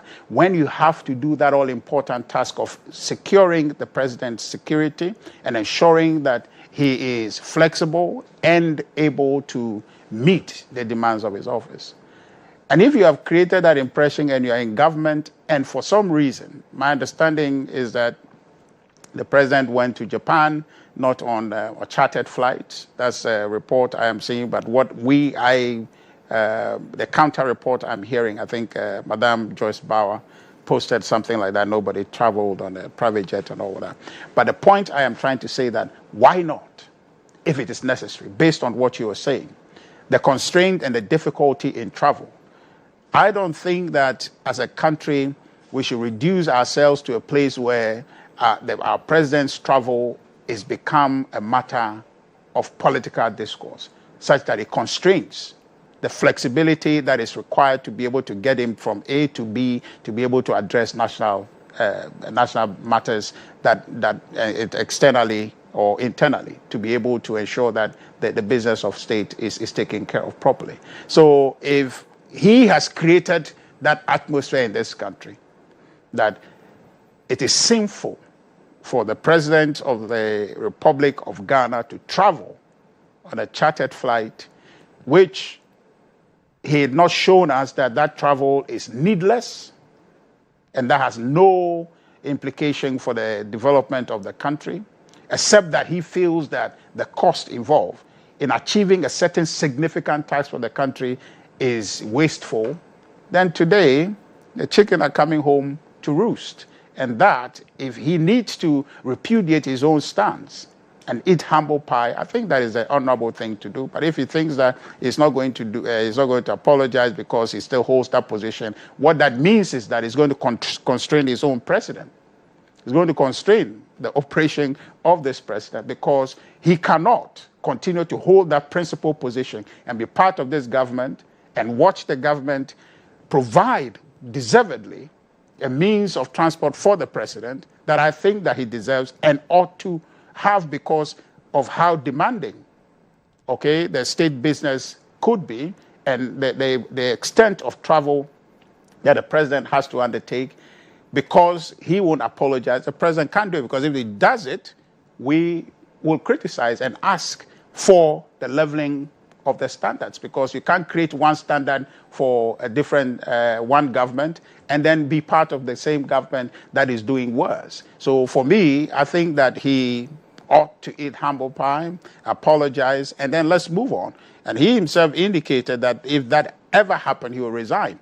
The resignation thing that is being called upon, the Honorable GHOne Kodjo is not creating any reality for him. It's a reality he has created, that if an event such as that happens, he will resign. And so that event possibly has happened or in the process of happening, and he then must resign. And if he doesn't want to, it is his integrity that's on the line. And I think that he would pay dearly for it in the future. President Mahama chartered a flight for which reason Mr. Ablakwa must resign or should resign? But I'm saying that it's a principal position. What I'm not able to verify independently right now, because we have two contradicting information out there, and I'm rather, I want to proceed with caution in trying to reconcile the two information. What I understood was that the president was traveling on a chartered flight until I saw that post by Madam Joyce Bauer, which says that nobody traveled on that. What is the truth? And I think that in a matter of days, or as soon as after I get off this conversation, we'll be able to verify that indeed they traveled on a chartered flight or not. But the information out there... This is verifiable information. It's public knowledge that the president went on an Emirates flight. But I'm saying that the information I had before... Where did you get that information? Sorry? Where did you get that information? I got that information put out by an individual who was tracking that You mean issue. your party member? Yes. Vincent Asemfua. Yes, He's not an individual. He's a member of your party. Well, I'm just trying. I'm not going into the discussion of that matter specifically. But that's what we're talking about. But no, I haven't brought that up. I'm just telling you that the information I had before was that he traveled or supposed to travel on a private jet. But then I had a counter. That MP has deleted that tweet since. I mean, will it not be honorable to also apologize for the tweet before deleting it, especially when, you know, Ghanaians were misinformed by that post that the president chartered a flight, for which reason the NPP were up in arms, and then it comes out that the president actually didn't charter a flight and that he was on a commercial flight. That's a call you can make, but if you're listening to what I am saying to you... But you are making a call to Ablakwa to resign and apologize. But that's what you brought, and I'm saying that if he doesn't, then it is his integrity that's on the line. But the point I am making to you fundamentally, sir, is that what oversight responsibility he says he's proud, he's exercised and will be proud of it forever, is constraining this government. All of us know, and the point you have made, that the president would have to transit at a certain point and wait long hours before he can connect his flight. That is a discomfort that is brought about because of that needless oversight that it says it was having. Because I believe in principle that the president of this republic must be protected. All facilities necessary must be extended to his travel, including everything else about him, because he is our #1 citizen. But because of what he did in that 8 years, he's constraining his own administration. So for me, if he were to come and apologize, he relieves his own administration from the box in which he's put them because of his utterances and performance in opposition. That's the point I'm making to you. Okay?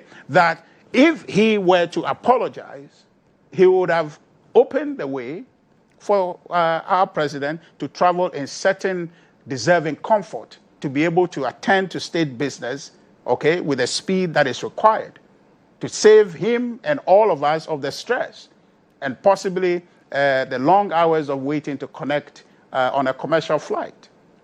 Perhaps that would have been the best way for him to travel. And so if he would not apologize to allow his own government to be able to provide the needed security and speed for the president in terms of his travel, and that's his business. But as to what I was referring to is the information we had prior, and post that information I've seen on Madame Joyce Bauer's post, she said that nobody traveled on a chartered flight.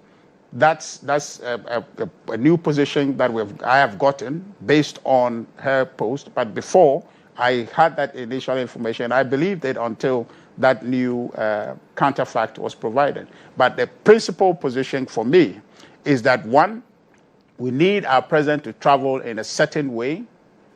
It doesn't matter the cost, because we as a people, we have that investment in him as our number one citizen to be able to travel with the maximum security and speed to be able to address national business.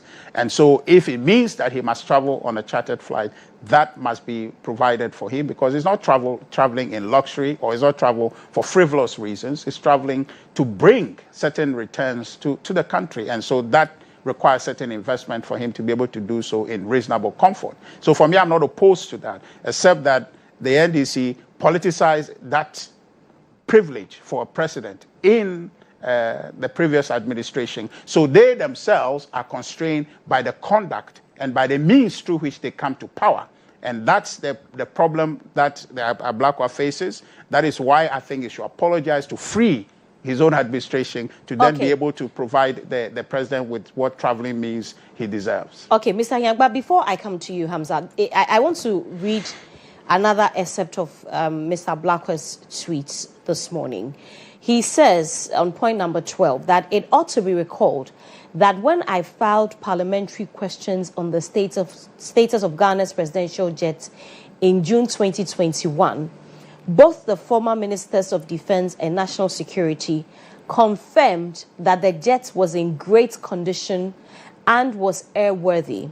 The only bizarre concern raised by the former Defense Minister in Parliament was about how President Akufo-Addo could not shower in the presidential jet. So he says that at the time of the calls, our jet was functioning, but the president still chose private jets instead of our jets, which was functioning, as opposed to now that we are being told that the jet has been grounded for repairs.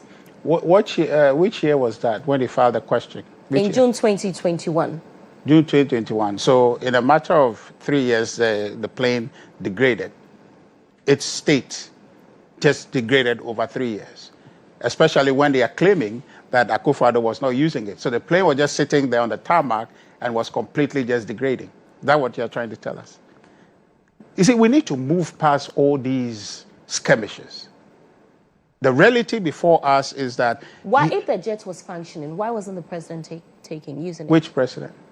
Former President Akufo-Addo. We're talking about current situation. He said that it was good. The position then was that it was not in a certain shape for it to be able to travel, for the president to travel with it. For the president to shower in it. I don't know about showering, but that's a tangential point that he's trying to introduce to a substantive conversation. But the point I am making is this, that if just 2021, he says the flight was good. So in 3 years now, or in 4 years, the plane is completely in a certain bad shape that the former minister or the Minister for Defense came to Parliament in their administration to say that that plane is so bad that it's been grounded and being worked on. So the plane was not being flown. It was just sitting there, and it just deteriorated in a manner that we were just told by the defense minister that the presidential jet ought to be looked at, and it's been looked at. He thinks that it was in good shape. Akufo-Addo should be flying it. But then 3 years down the line, it is completely unacceptable. It is completely in bad shape. The president cannot fly it. So these things, you see, so sometimes... He is not the one who said it. Who said it?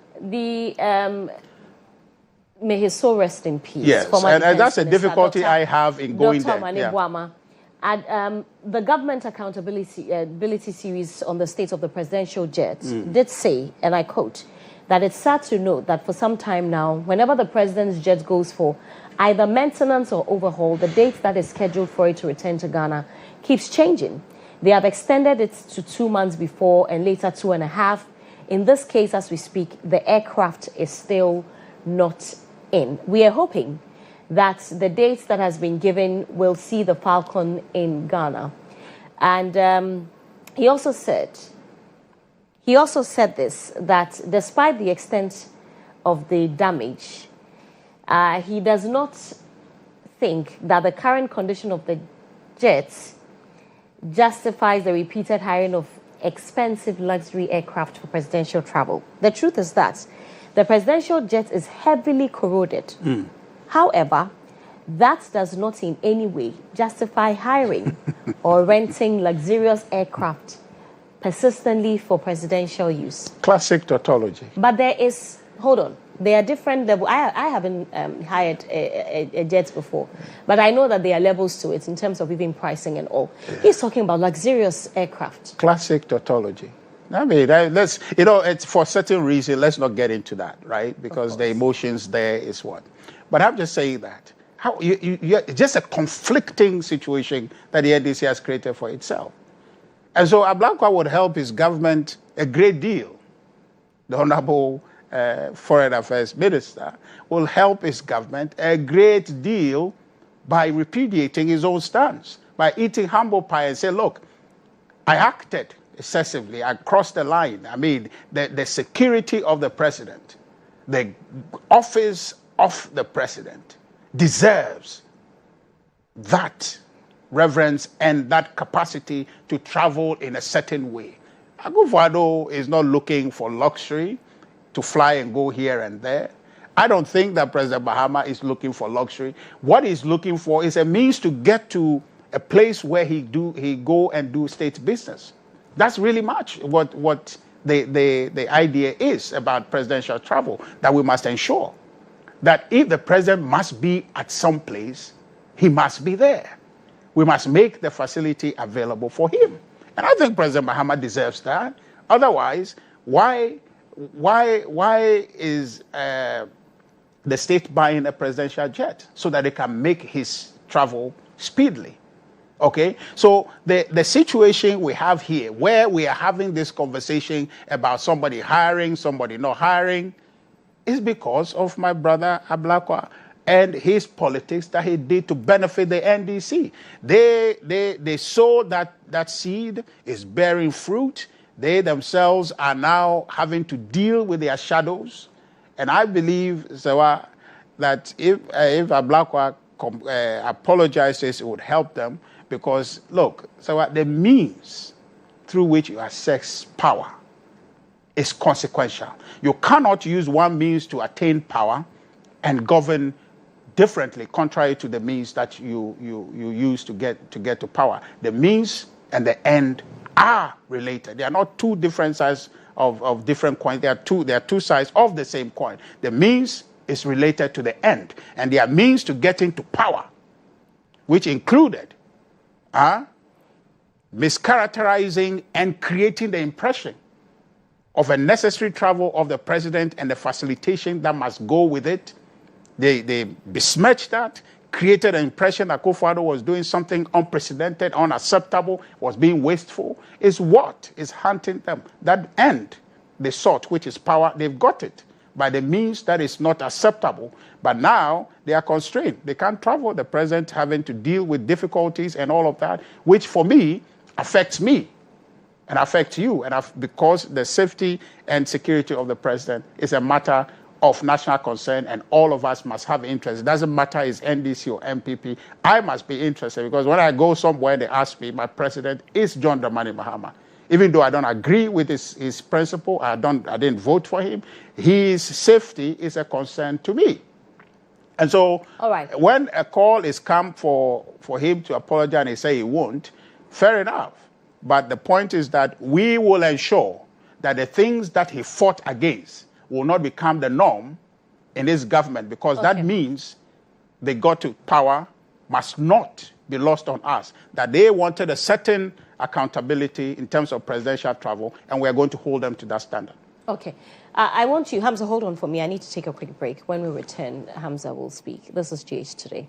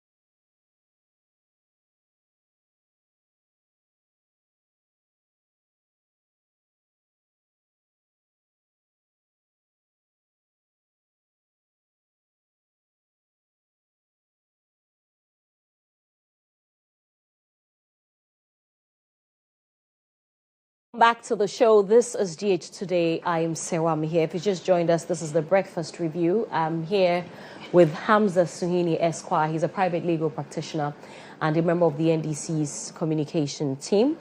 And Richard Ahiagba is the Director of Communications for the NPP. We've been talking about the rich ongoing brouhaha, and now we're talking about the conversation about the presidential jets, which has resurfaced. And the Honorable Kodjo Ablakwa says he will not apologize. He owes no one an explanation for a stance that he took.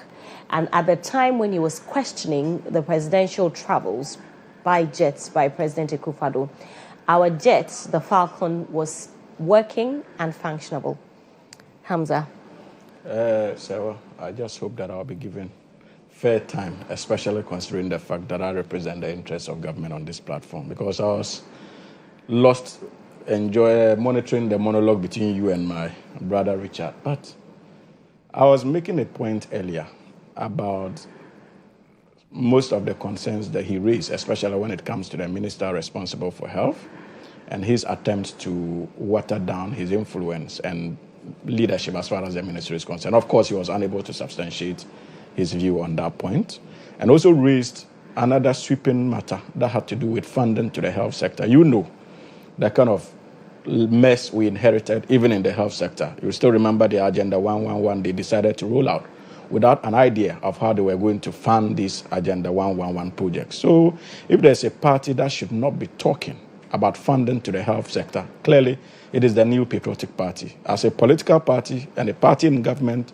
you heard His Excellency President Mahama indicate strongly his willingness to ensure that the needed infrastructure deficit that has been lacking over the years when it comes to health delivery would be tackled head on under his presidency. And the track record is there. From 2012 to 2016, we also remember the massive investments His Excellency President Mahama made in the health sector. And if they had continued, in all sincerity, I'm sure that we wouldn't have been making references to funding challenges, especially when it comes to infrastructure drive in the health sector. So that point needs to be made. Now to the issue of presidential jets. The most difficult group of people that we have had to deal with as a country since 1992 especially has been the New Patriotic Party. And so for me, what saddens my heart is that at every point in time that we give them an opportunity to reform and come back, they come back and do worse. And I'll tell you why. Look, if there is any political party since 92 that decided to politicize presidential jets, is the New Patriotic Party. Remember from 1992 to 2000, the NDC was in power. His Excellency Flight Lieutenant Jerry John Rawlings. And the idea of buying a presidential jet was mooted in 2000. The same New Patriotic Party and the immediate past president of the Republic of Ghana, Nana Addo Dankwa Akufo-Addo, in 2000 stood up in Parliament and spoke vehemently against the purchase of a presidential jet. Today, Richard, Director of Communications of the New Patriotic Party, a man who defended the porous legacy of Dr. Nana Addo Dankwa Akufo-Addo the last 8 years, is telling us that the NDC is the one that politicized presidential jets. Is he familiar with the political history of this country? Presidential travel. I'm coming. I'll get there. So it's part of it. Quote me well. I didn't say presidential. I said presidential travel. Richard, are you going to allow? You see why I was No. I'm just saying that. Just quote me well. You mentioned presidential travels. You mentioned presidential jets. The politicization of presidential jets. I quoted you accurately. Presidential travel. Can I proceed? Is what I said. Can no, I please. So I have to ensure that I quote me So well. that point needs to be made. You don't go on that tangent. It is this kind of lies that led you to that humiliating defeat you suffered in the last election. And I'm surprised that you seem not to be learning as a political party. And those who speak for you, they have given you an opportunity to reform as a country. Take advantage of it and stop that politics of lies and deception, because it is not going to help your political party. Serwaa, let us go back to the record of the Honorable Kodjo Ablakwa. The Honorable Kodjo Ablakwa never raised concern about how the president should travel. His focus had to do with the cost of these trips. And his activism was based on two pillars: the state of our presidential jets and the cost of luxury presidential jets that His Excellency Nana Addo Dankwa Akufo-Addo was renting. And on the state of the presidential jets, he filed numerous questions in Parliament that forced the then defense minister to admit publicly before the entire House of Parliament that indeed the presidential jet that President Kufuor bought was in good shape. The only challenge with it was because His Excellency Nana Addo Dankwa Akufo-Addo could not bath and freshen up before meetings on that flight, especially on long travels. That was his excuse. That was what he told the good people of this country in Parliament. And you can cross-check. The parliamentary Hansards will confirm what I just told you. And then again, the Honorable Ablakwa exposed the extravagance associated with the private jets. And we all were alarmed. And this was at a time that they told us, and indeed we experienced, that this country was going through economic turbulence. And the NDC, as an alternative, kept on calling on them to demonstrate prudence, especially in the management of our meager resources. They failed to listen. That was the time President Nana Addo Dankwa Akufo-Addo was enjoying those luxury presidential travels, and they were defending it. So let us understand the context of his activism. But let me ask you this, Hamza. Yes. I mean, what do you say to those who say that the president is being, quote unquote, made to suffer because of some of these? Because couldn't the president really have chartered a flight to where he's going? That is the point we are making. That Honorable Okudzeto Ablakwa was not against charter of flights. It was about the cost implications on the national purse at the time that President Akufo-Addo was engaged in these travels. You remember, even domestic bondholders had to suffer a cut. Are we ready now? No, we still believe as a political party that we are not there, because the presidential jet is still there. It is undergoing service because of certain challenges. If we reach a stage as a country that we deem it appropriate, like President Kufuor did, like President Rawlings was trying to do in 2000 and Nana Addo Dankwa Akufo-Addo spoke against, that there's the need for us to acquire a new presidential jet, be rest assured that the NDC will not run away from that responsibility. But what we are talking about, or what the Honorable Okudzeto Ablakwa spoke about, was about the extravagance. Nana Addo was renting a flight that was costing us in the region of about $18,000 an hour. And His Excellency President Mahama indicated, even in opposition, that in these difficult times, we need to be very prudent in the way we manage our resources. And mind you, this is not the first time that President Mahama has traveled on a commercial flight as president. Indeed, between 2012 and 2016, President Mahama on some occasions has to travel on a commercial airline. And you are talking about the safety and comfort of His Excellency the President. Don't we have an embassy in Dubai? Even if the president's waiting time is 15 hours, you think that there are no protocols in place for our ambassador to prepare before His Excellency President Mahama arrives in Dubai? What are we talking about? The president is not complaining. He has not indicated to this country that he's going to buy a presidential jet now. He has not indicated that he wants to rent one either. We are talking about a president who not long ago directed that even fuel allowances to appointees be suspended because of the economic situation we find ourselves. This is a president who is engaged in cost-cutting measures to bring our economy back to life. And you expect such a president to engage in this manner of profligacy? Absolutely not. Not at this time. And so the point must be made that these calls directed at the Honorable Okudzeto Ablakwa to resign are clearly unfounded. And the exciting thing about their ignorance is those championing that call. You see, the likes of, we all still remember what the likes of Reverend did not long ago about the so-called hoax of a presidential jet that carried drugs to this country that he was unable to substantiate.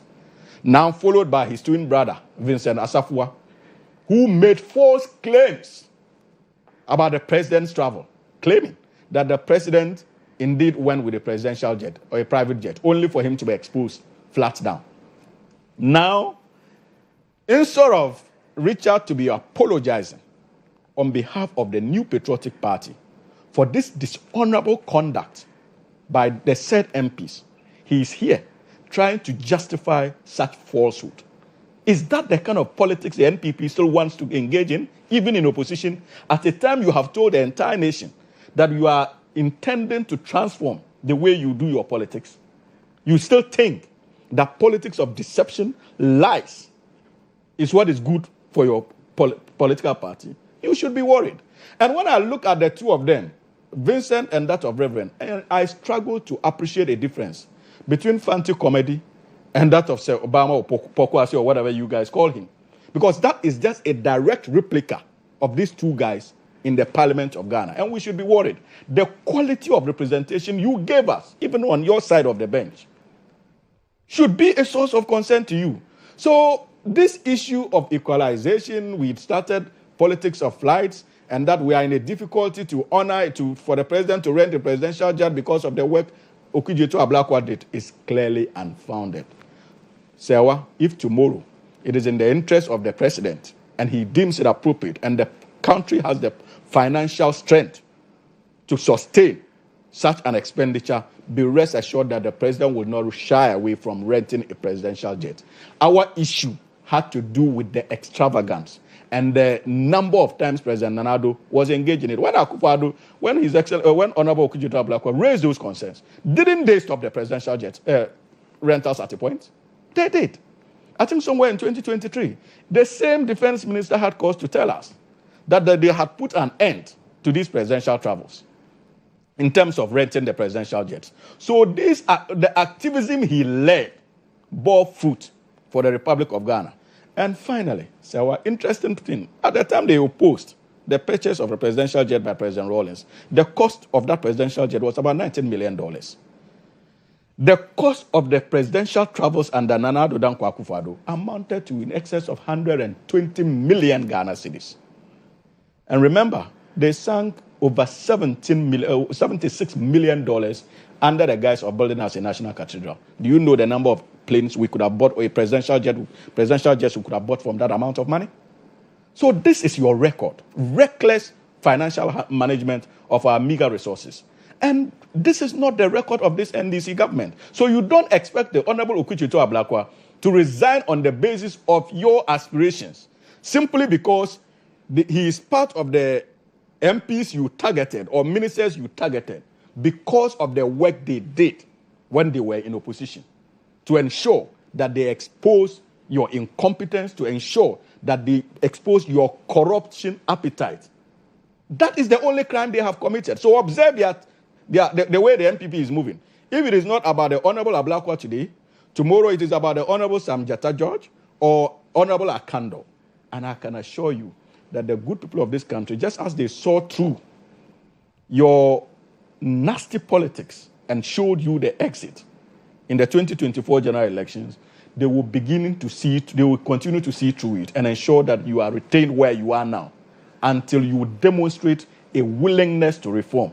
But this is a government that will continue to be sensitive to the needs of the Ghanaian people, and we would ensure that we conduct ourselves in ways that are acceptable, but not in ways that are condemnable.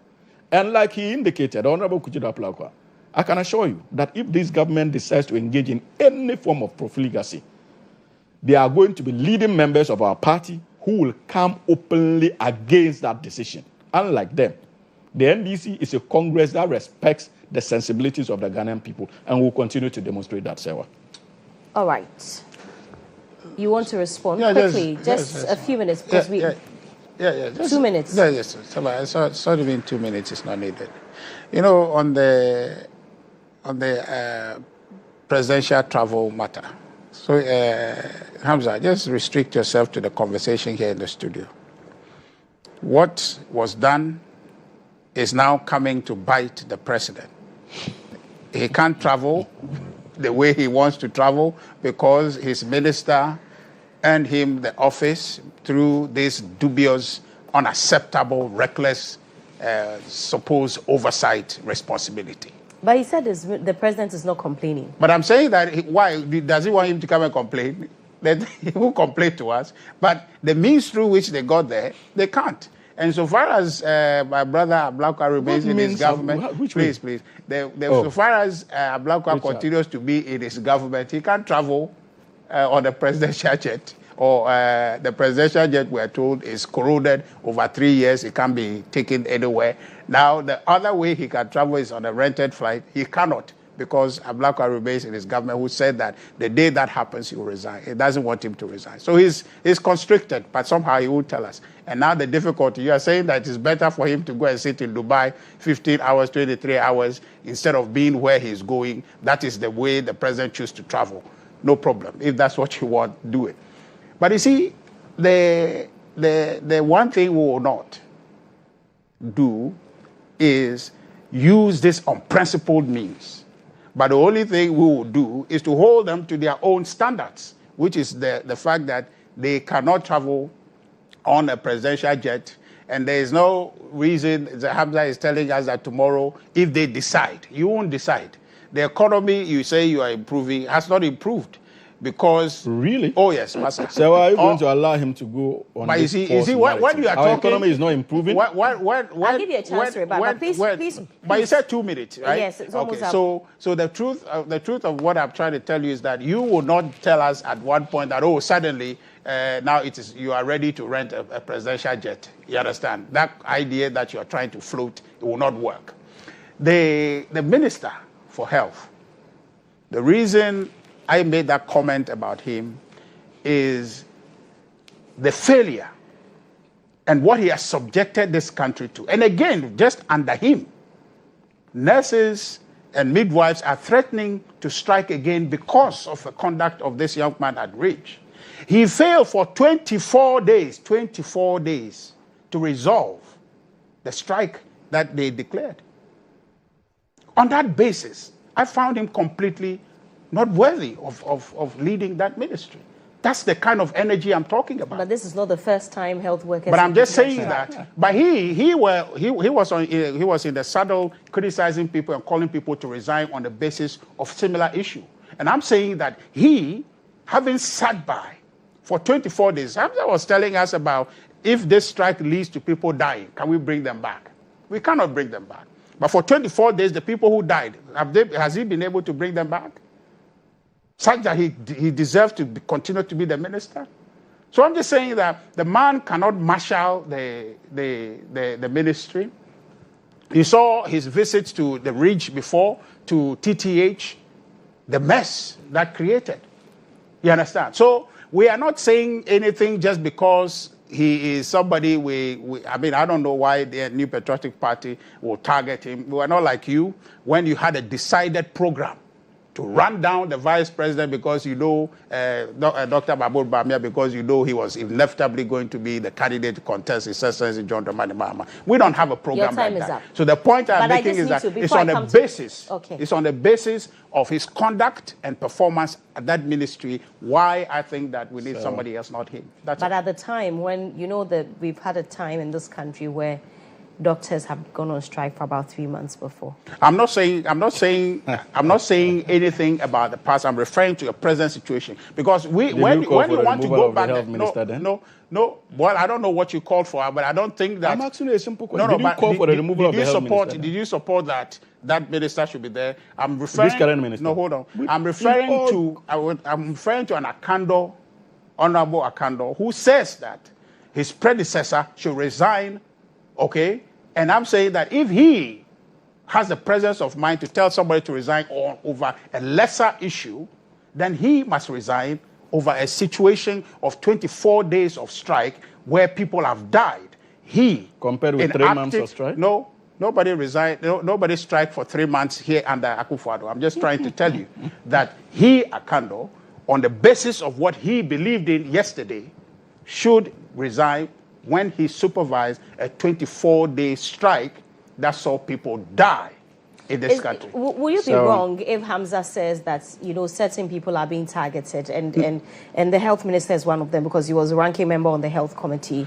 Then you make mention of the fact that he he said that the then minister should resign because of certain issues. Yes, because it is by the same cap. Is it true no, that he's being targeted? I've answered that question, that the NPP doesn't have any program like that, unlike them, who had a full program to denigrate and besmirch the character of His Excellency Dr. Mahmoud Bawumia.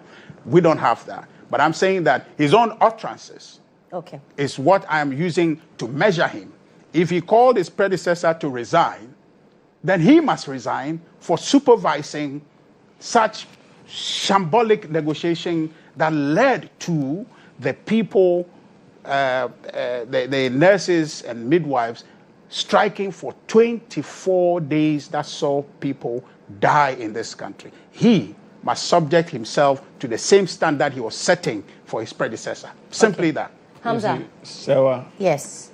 Just to make the point that the NDC had no program intended to run down Dr. Mahmoud Bawumia. Indeed, Dr. Mahmoud Bawumia dug his own pit when he was in opposition, and the people of this country decided to go back to whatever he said as an opposition running mate to then Nana Addo Dankwa Akufo-Addo. So the NDC had no hands in it. He made those promises. The good people of this country held him to those promises and concluded on the basis of incompetence that indeed this is a man we cannot trust as a republic, and for that matter, decided to show him the exit. It was not the handiwork of the National Democratic Congress. Absolutely not. His record caught up with him, and that is why it is important, especially when you are gunning for public office, you need to demonstrate that fidelity to the truth and integrity, like His Excellency President John Dramani Mahama has demonstrated throughout his political career. It is the reason why you cannot, in all conscience, refer to President Mahama as a man who is unable to keep his word. That is the reason why, in all conscience, you cannot look President Mahama and the Ghanaian people in the eyes and say that President Mahama is a liar, because he has so far discharged himself creditably well when it comes to the politics of this country. And so, Dr. Mahmoud Bawumia was hanged by his own words, not the National Democratic Congress. Contrary to what we are seeing today, Serwaa, listen to any of the NPP communicators. Their attacks are centered around these individuals. And the only crime of these individuals has to do with the fact that they stood for the good people of this country in the last 8 years of the NPP mismanagement and Nana Addo's reckless and wicked policies. They stood on the side of the Ghanaian people, and they became voices for the Ghanaian people. That is their only crime. They are unable to tell us what they have done wrong. So for them, these people must not be part of the NDC's government. His condemnation, you listen to him, he was dancing around, he was running around, unable to give us substantial reasons as to why Akando is not qualified to sit where he seated, or the Honorable Kodjo Ablakwa, why Kodjo Ablakwa should resign. He couldn't convince any of us on this set. So, Richard, you see, I can understand the disdain. I can understand the anger your party holds against these individuals. But be rest assured that that anger clearly is not just against them, but it is also against the entity called Ghana, because the work they did from Parliament was intended to promote the welfare of the Ghanaian citizens. And we, as a party, are proud of that record. And we will do everything within our power to ensure that we shield them and the Ghanaian people from your sheer wickedness, especially when it comes to your leadership. You see, the irony about the new patriotic... I will try to do so. So the irony about the new patriotic party is that they set their own questions and they proceed to answer them.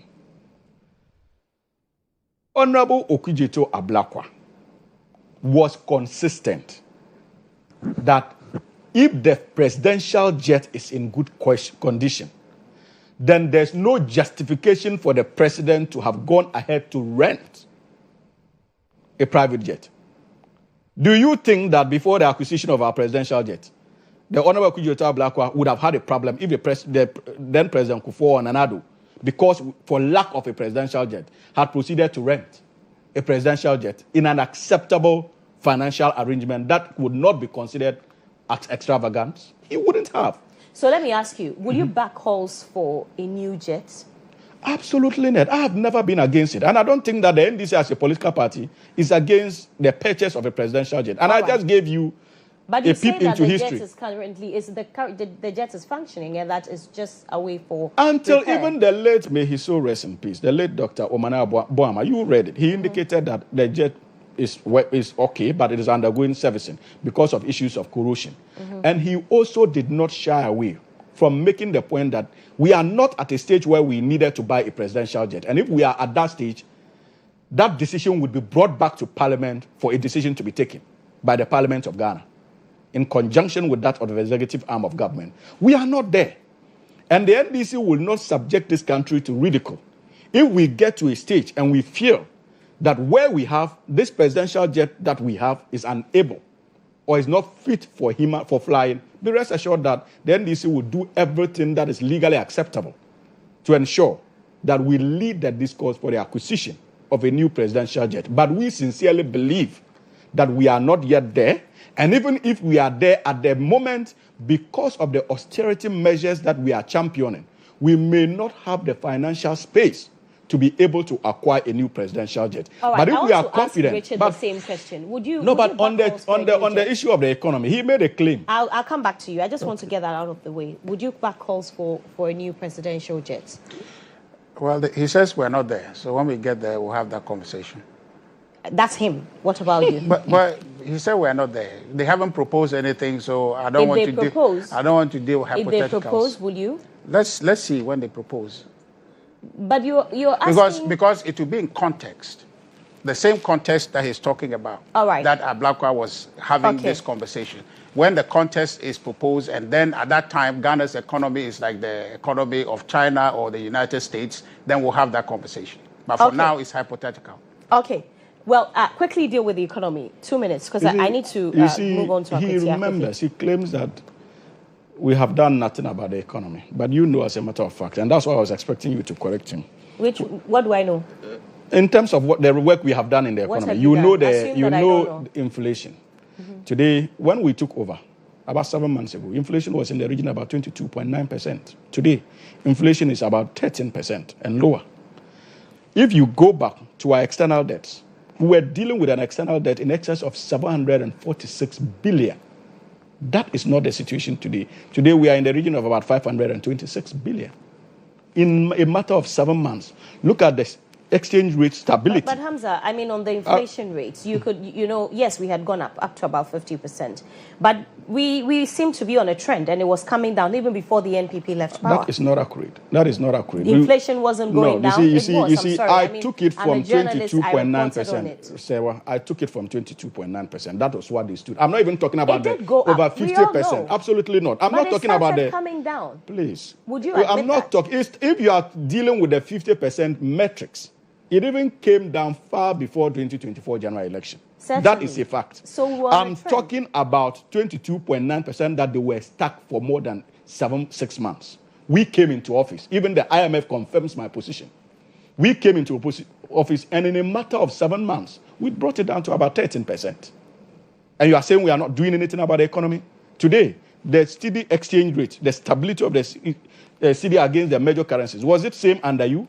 Absolutely not. So you cannot, in all fairness, say that this government is not doing anything when it comes to management of the economy. Our record is far, far better than your record. Because if we go back to the 2016 figures, considering where we left and what we handed over to you and what you handed over to us in 2024, you should not have the moral temerity to be talking about the economy. Because you left, even after championing Dr. Mahamudu Bawumia as the economic messiah of the Republic of Ghana, you left us a mess never seen since 1992.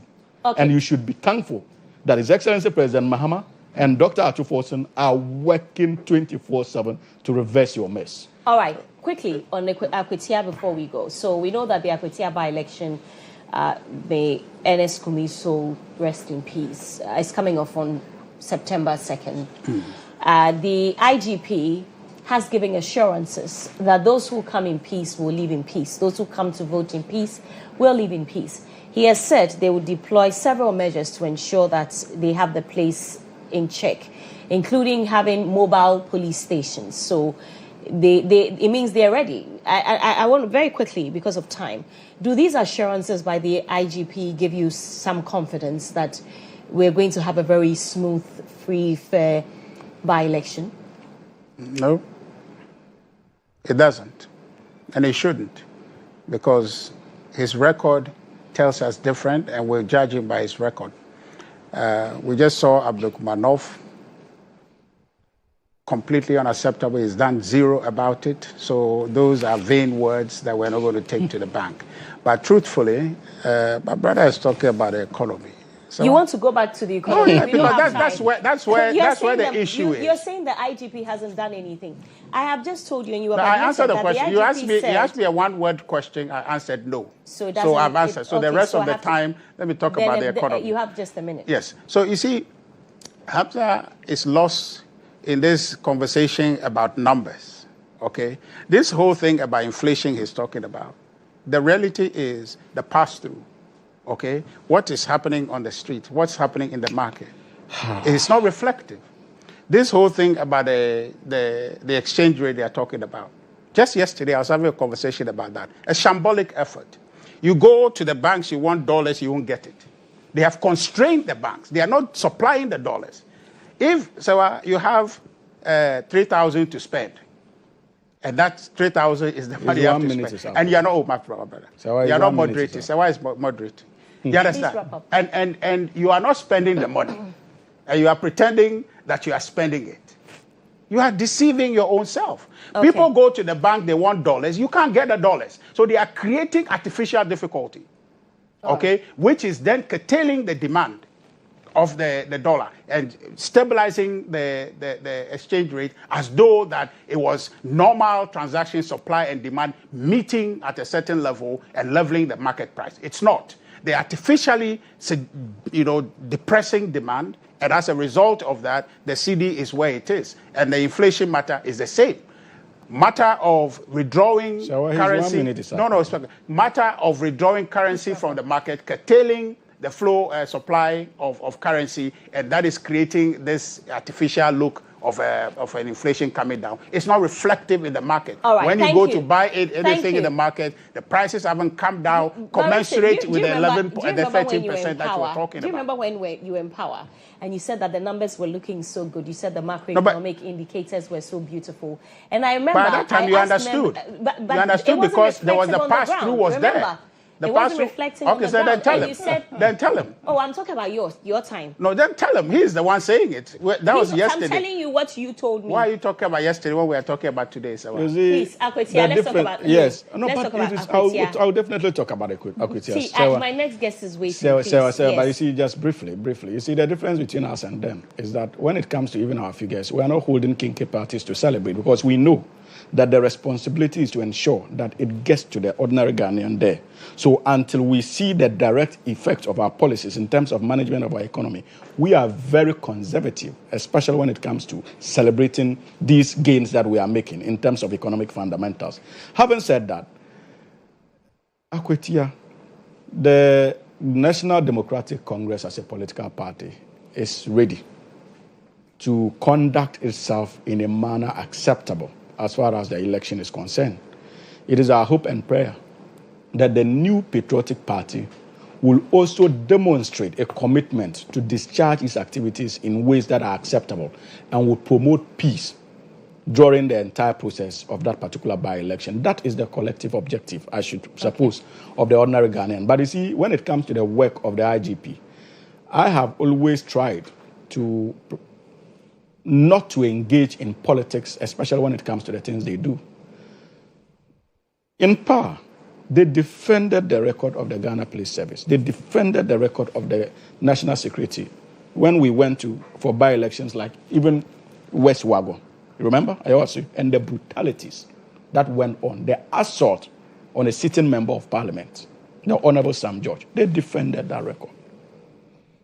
Unlike them, this government, immediately we experienced what we saw in the last by-election, we did not mince words in calling on the IGP to act and investigate the matter.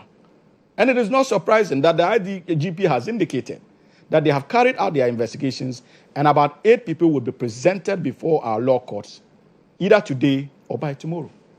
That is a marked departure from what we're subjected to as a republic in the last 8 years, especially when it comes to the conduct of by-elections. And that is why we promised an agenda to reset. And I can assure you that this is a government that is committed to that agenda.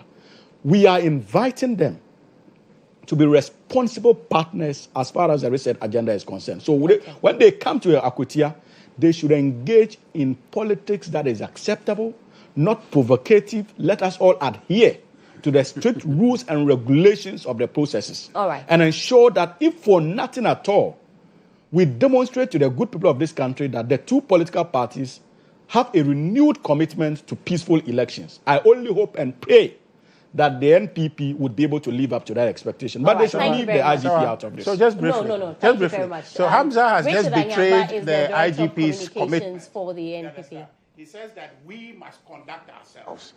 Politics is provocative by its nature. Wait, that's why I said a collective responsibility. So he's telling us that we should come to Akwatia expecting brutalities. That's what he's just saying. It's quite simply that. Absolutely no. I do not dabble in that kind of politics. I can assure you that the NDC will not engage. When we went to Ablekmanov, what was provocative about it? But we were brutalized. When you were holding pepper spray. You understand? What were you doing with the pepper spray at a polling station? Serwaa, is it wrong for a woman to have a pepper spray in self-defense? I know. In anticipation of what? No. I know in anticipation of what? You have to be honest about this. I know several women who carry I know several women who carry pepper spray as a defense mechanism. And I will assure my friend ladies, including you, Serwaa. Richard, if you so don't have the a pepper polling spray, agents you train because of and you the Richard, the polling agents you send there, so you give them things. You give them ammunition to arm themselves. No, hold on. Your polling agents, do you arm them? I am on the floor. What are you talking about? You see, so when the honorable minister has pepper spray, it is not to attack. Hold on, Richard. The question that people have asked is, yes, it's fine to have pepper spray, but in anticipation of what? Did she expect that there will be violence? So the thousands of women who have pepper spray in their purse, is there an anticipation? So your polling agents also had pepper spray? No, because it is something they have in their purse in self-defense. You understand? So why I have Kumsing has always had a pepper spray. Don't you have a registered weapon? Do you have? In my capacity as what? I don't have. As a citizen, you have a right. Well, I don't have. So I have one. Okay. I have one. Hamza has one. But the point is that no, it's not. So that as a citizen, I have one. It's in self-defense. It's not because you want to do. No. See, I won't deny that fact. Yes, I do. So if you have that. If you have that, it is not because you want to attack somebody. It's in self-defense when you need it. So when the honorable minister has a pepper spray in a bag, it is not because you want to come and attack somebody. That's such a lame justification of the brutality on her. The former MP, yes. The former MP and former minister. So I'm just saying that that is a very lame justification. If she always had pepper spray, why did she fire warning shots? Why didn't she put it out then when she was... No, but even Serwaa, I think that's immaterial to the question should even be, does he carry his licensed weapon to polling stations as a party executive? Does he do that? She was it's a registered do you weapon. Go to the polling stations with a licensed you weapon? Can carry it. Do you do that? No, I'm saying that. Have you ever done that? But it's not against the law to carry it. I'm asking you a simple question. No. Why do you think you are not engaged in that as an officer of the party? But I'm just saying that. I'm just saying that. Yes. No, but I'm just women but he's trying to justify even your wife. You should encourage your wife to do a defensive weapon. Hamza, is that not what he's saying? Hamza, you should encourage your wife to carry pepper spray. When it comes to so the this lame station, justification that because she was carrying it, she deserves to be attacked is completely unacceptable. Individuals and it is wrong for you guys to continue to be saying that. So trust the police to deliver. Encourage your wife to take pepper spray she doesn't take already. No, so the minister, what she was doing was not anything against the law. It's not against the law. You abused her, and you guys ought to apologize. Who abused her? Those were your assigns. The people who abused her, they are your assigns. Tell me that. What evidence? NDC assigns. On what evidence? You see, that's why they cannot be politics, Richard, this politics you are engaged in. You have just confirmed that the IGP said they'll be put before court. I'm saying absolutely. How many days long? How many Sometimes days it long? is difficult to The appreciate people the logic of the are new patriotic party and their spokespersons. Well, of course, the because logic their you views can't are appreciate. always tangential. No, in all you honesty. cannot appreciate because you Goodness are right. sake. You don't I want to have to go. accept. Thank you, gentlemen. How many days long? How After many the days long? 2016 election, there were people that were killed. We didn't see any prosecution for so many years. Is that on? We are Is it talking- on video? Like we have this on video? What does it Serwaa? matter? You are not Violence aware is Tampo is on violence. video. Evidence is before you. And you are too I'm saying investigating. Tampo, what's the name You of are the playing the person? side of the drum when the face is we'll there be to back. beat. Stay with me. My Huh? colleague, Joshua Kodjo Mensah, will be sitting with the PRO for Cocoa Board to talk about our cocoa sector. Thank you, gentlemen. See you, God willing, next week. I think we need to continue this conversation. Stay with us.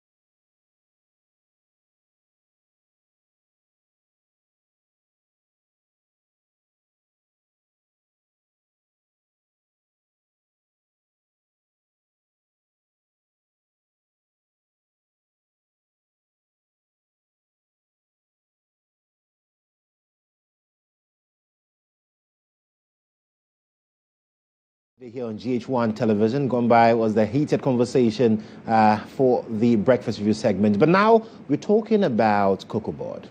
So much in the news over the past couple of weeks, and I could say months as well, with regards to the pricing for farmers, all the agitation and all of that. And now, more issues to deal with. But thankfully, we do have the head of public affairs for Cocoa Board joining me in studio to have a conversation on the institution. And GHOne Sam is here. GHOne, welcome. Thank you very much, Josh. I hope you're doing well. We are managing. You've been busy. Yeah, sure. Because I remember the last time I spoke to you was over Zoom that had to deal with the pricing matters and all of that. How has it been so far? Yeah, well, it's been okay. I think that it's a situation that we envisaged. You understand? Because we, as human beings, we have that as an innate characteristic that no matter what, we will be still talking about one way or the other. So, sitting at Cocoa Board, we see this as a normal occurrence that it do happen. But the most important thing is for you to explain, for the people to appreciate or understand, so that at least they will be on the same page with you. So that's the most important thing that we need to do. And we'll be getting to that conversation shortly. But quite recently, there's been so much talk about your directors being home, still drawing salary. What is happening at Cocoa Board? Well, thank you very much. Personally, I don't want to even dignify that conversation. The reason I say I don't want to dignify is that if you have somebody who has an in-depth knowledge in respect of how managerial issues or administratively are handled, the person wouldn't go around making such frivolous allegations. Now, the questions you need to ask yourself is that, is it illegal or administratively wrong for reassignment or transfers to be made?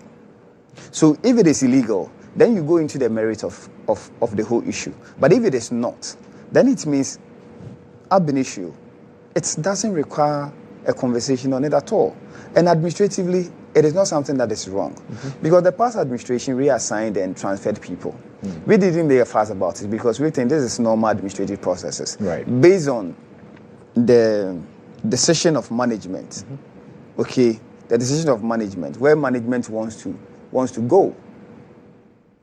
Based on that, they do reassignment and then transfers and what have you. This is exactly what has happened. But the bane or the crux of the argument that I've seen MPP people and also my predecessor make is that we've asked some directors to stay home and draw salary. And that's what I was coming to, because he didn't talk about a reassignment or transfer. Stay home and salary. That's what pretty much Josh, doesn't make sense to you. That people are home, Josh, not working, Josh, doesn't make sense to you. It doesn't make sense because, one, when Dr. Randiabe was appointed, one of the things that he found out was that Cocoa Board is not in good financial position. And we have complained. In fact, the president during the State of the Nation address made it very public for everybody to know that Cocoa Board is indebted to the tune of almost 33 billion. Aside that, we had an issue of rollover to deal with, which would have amounted to about $1.2 billion. So if you have all these issues, if you have cocoa rules outstanding, of about 21.7 billion Ghana cedis also to deal with, every single decision that you take at the board will be one that gets towards what? Resuscitating the board from the situation currently it finds itself. So why do you think that somebody, an experienced person like Dr. Randiabe in management, will do certain things that will further aggravate the difficulty that we find ourselves as a board? It is never true. And I have dared my brother Fifi to produce one evidence suggesting that there is any director who has been asked to stay home and then draw salary. But he's mentioned some names. He has never. And I'm daring him. He can come to the studio. I'm daring him. There's no single individual as a director who has been told to go and sit home. Doesn't make sense. So he talks about Vincent Ochirakomia. We are talking about a former director of finance. Who at a point doubled as acting director of procurement for almost 5 years or more. This person has never been on leave because of the double role the person was playing. The person has been reassigned. And because of the reassignment, the person says, okay, now my accumulated leave, I am proceeding on what? Proceeding on leave. So he's on leave. The person is on leave. And not that Dr. Ransford Abe says, go and stay at home. No. It is never the case. And that is what I'm telling you.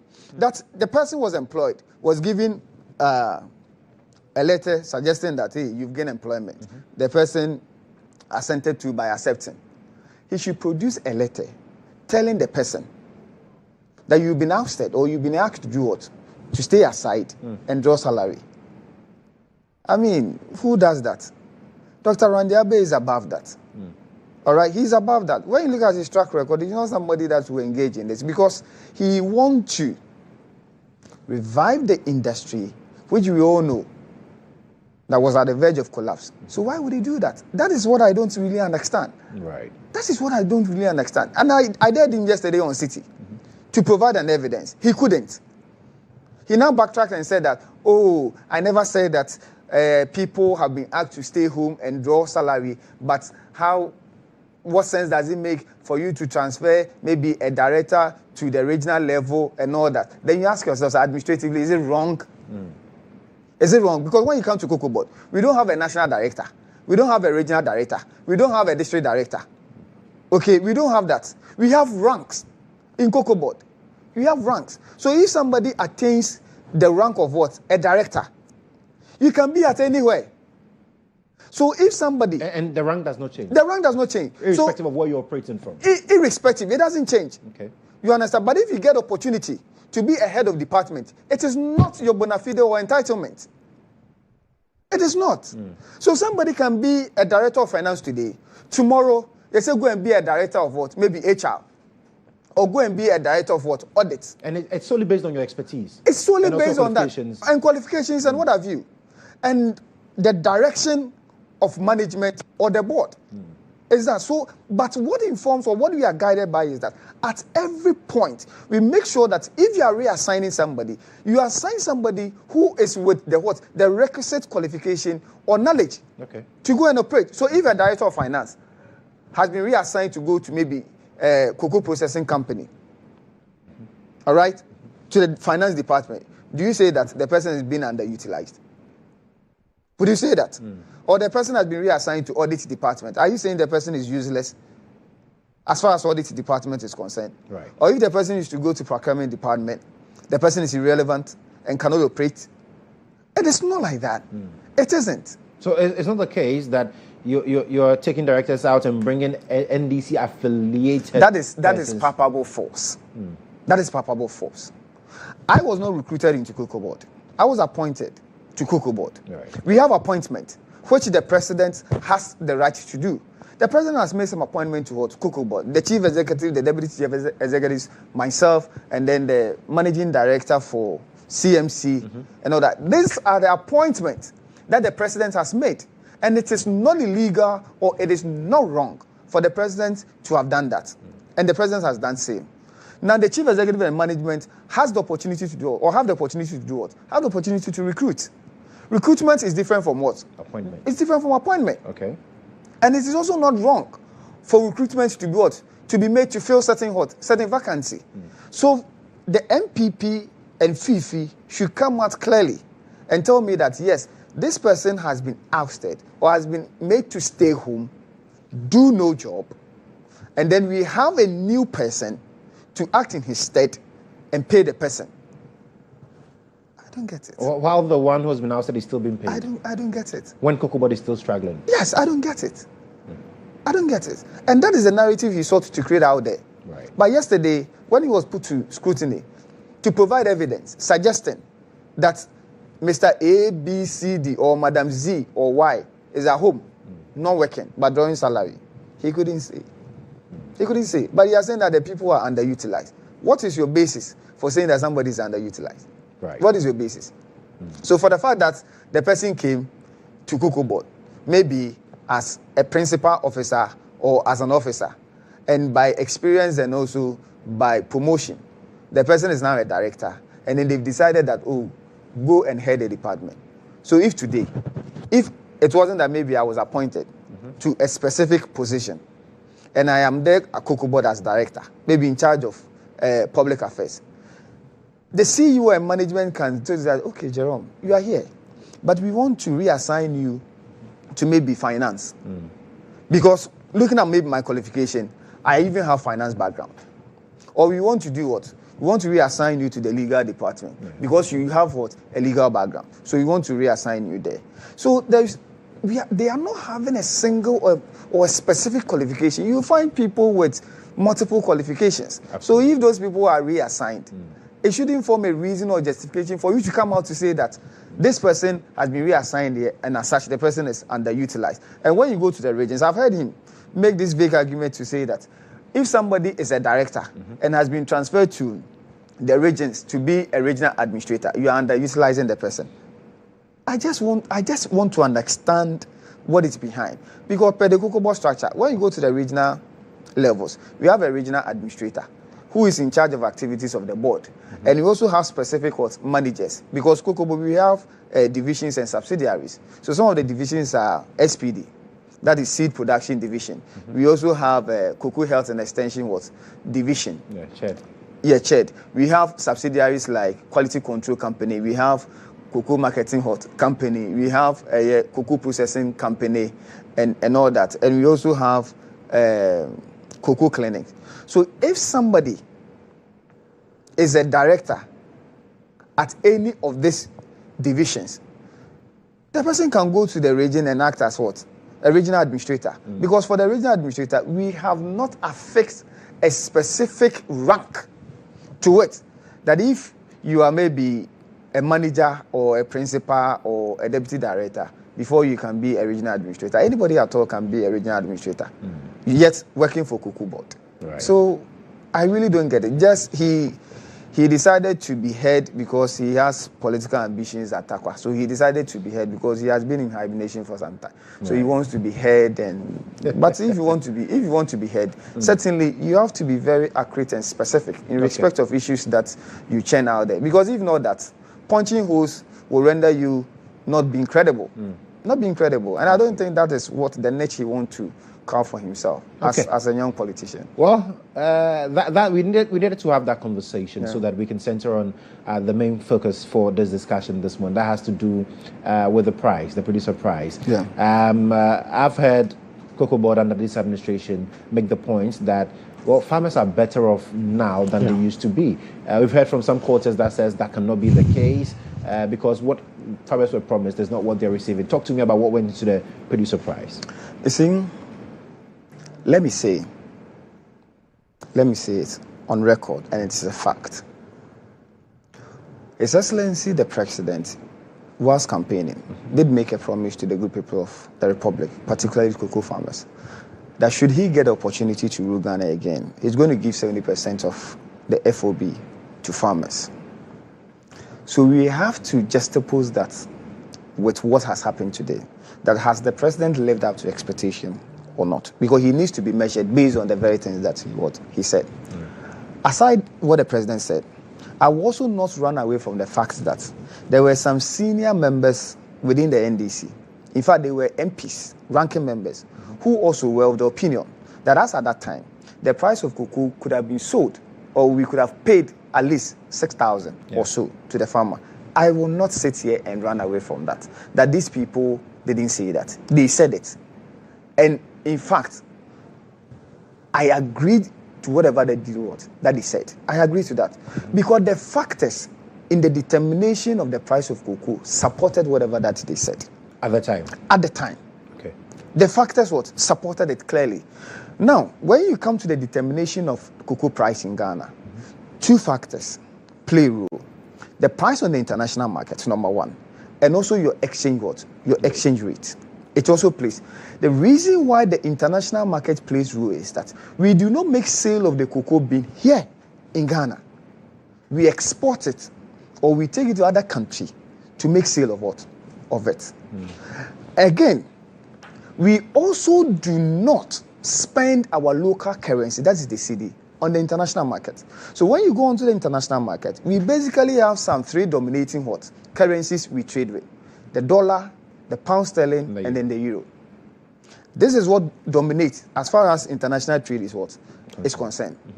So when we go and make sale, and we are being paid in dollars, when we come to Ghana, we don't spend dollars.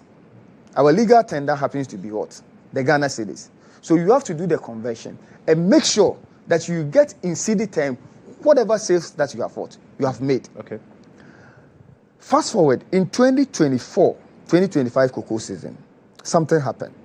So when we started the season from January, we monitored the price over a period. The price had moved from 2,500 as at 2024 January up to $12,000 as at December. In fact, you can let your producers check for you. Between November and then December, as at last year, the international price per ton for cocoa was around $11,600. So on the average, it was hovering around 9,000, 11,000, 9,000, 11,000. Then the argument NDC made was that, look, we will be very insensitive to the government at the time, and we will be making incorrect statements if we tell the government to use 12,000 or 11,000 or even 10,000 or 9,000. We wouldn't be honest to ourselves because those prices can be referred to as spot prices because there are certain things that goes into it. So on the average, you declare an FOB of about $8,000. You can declare an FOB of about $8,000 and give 70% of it to the farmer. And when you give 70%, it's around $4,900 or $5,000. The farmer will get same in Ghana cedis because the exchange rate as at that time was 16 cedis. So we would multiply whatever amount by 16 and divide it by another 16. The another 16 I'm making references that if you want to get the price of a cocoa bag, then you have to divide whatever amount you have by 16. Okay. Because which was the exchange rate at the time? Okay, so this is what happens. Let me take you to the figures. Right, the table on the screen. The table on the screen. That has been. So when you go to 2024, 2025 season, you will see that we have an amount of 4,850. Yeah. As a gross FOB. As a gross FOB, 4,850. So this is what we were telling the government at the time that, no, you can declare at least 8,000 because the price has reached almost 12,000. So even if you be wicked to the demands of the ordinary Ghanaian cocoa farmer, at least declare 8,000. Give the person 70% of it, and the person will get at least a substantial amount. Right. But the president, unfortunately, declared an FOB of 4,850. Now, the president didn't give this 4,850 to the farmer. He gave a certain percentage out of it to the farmer. And the percentage the president gave, as at that time, was 64%. In fact, 63.9. But when you round it, you get 64 what? Right. 64%. And that 64% amounted to 3,100 US what? Dollars. Okay. 3,100 US dollars. But we do not spend dollars. So that is per ton. We don't spend dollars. So we want to know in cedi term or equivalent, how much would it be per ton in the Ghana cedis? So all that you have to do is that the 3,100 US dollars, you multiply it by the current exchange rate. And that current exchange rate was 16 cedis. So you multiply the 16 cedis by the 3,100. And you get the 49,600. Absolutely. When you get the 49,600, that is the price per ton. We don't need that. We want to know the price per what? Per bag. Because if the whole year I'm having only a bag or two, what am I doing with per ton price? So I only need the price per bag. So what you then have to do is that 16 bags constitute what? A ton. 16 bags constitute 1 ton. So you then have to divide whatever amount you have by 16. And when they divided it, you had the same 3,100 in cedi equivalent. Because the exchange rate was same as the number of bags per ton. So you are going to get the same amount. So that was what we were telling them, that even if you had given $5,000 to the farmer, because of the exchange rate, the farmer at least would have been getting 5,000 Ghana cedis in cedi what? In cedi term. The farmer would have done that. But they did not heed. They did not. They did not. So they conceal all this information from the good people of the Republic, particularly the government. Right. But what has happened today What has happened today is that President Mahama is so unlucky with respect to the pricing. He's so unlucky that we are having an average of what? An average of $8,200. Because from January this year up to August that the price was fixed, the price was hovering around 8,200. But when it comes to 6,008, 7,005, 8,002 and all that. So we said, okay, it is hovering around maybe 8,200. Out of the 8,200, the president declared an FOB of $7,200, which was contained in the statement of Honorable Atuforsen. 7,200. Now somebody is going to ask that. So you are saying that it is hovering around 8,200, and then the president has come to declare what? 7,200. Has the president pocketed $1,000 or what? No. This is what happens. What happens is that whatever price that you see on the international market, okay, we term it as a terminal price or the spot price. It is applicable to the cocoa beans, which are bigger. Okay. So the big cocoa beans, that is what the price is in reference to. But however, it is not the case that you will be getting big beans all through. You'll be getting what? Beans with smaller what? Smaller sizes. A pod with smaller beans. Okay? So you can get pod with smaller beans. You do not want to keep the smaller beans here because you do not have full use for it. You have to sell it. So what are you going to do? So what you do is to discount the price for the buyer. You're going to discount the price. So if this year I have projected to have 600,000 metric tons of what? Cocoa beans. And upon my research, I found out that out of the 600,000, we have 200,000 being smaller beans, 400,000 being big beans. So for the 400,000, I'm going to get market price. The price. But for the 200,000, I'm not going to do it. Right. So I have to do what we call the weighted average. So on the average, it is going to decrease whichever amount that has been what? That has been quoted. So we were diligent enough in order to get what? To declare 7,200. Somebody was getting about 12,000. The person declared 4,850. We are getting 4,000 less. We have declared 7,200. So you should see that from the get-go, the 7,200 that has been declared by a person who is even getting less is much more than the person who was getting more but declared what? 4,800. Because under the previous administration, yes, like from what you're telling me, yes, cocoa farmers could have benefited more. Extremely. At least twice. At least. You understand? At least. That was the reason why we were up in arms telling them that you are being so insensitive to the plight and demands of the ordinary Ghanaian cocoa farmer. Right. Because that shouldn't be the case. Because the two factors which are determinant of the price are favorable. Because your exchange rate has depleted.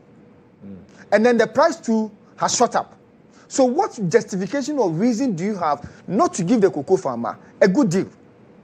But today, the two factors are not in favorable to the government because the price has declined. And the exchange rate is the exchange rate, we are doing well.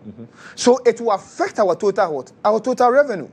But the president says, no, I have made the Ghanaian farmer, the cocoa farmer, a promise, and I will deliver.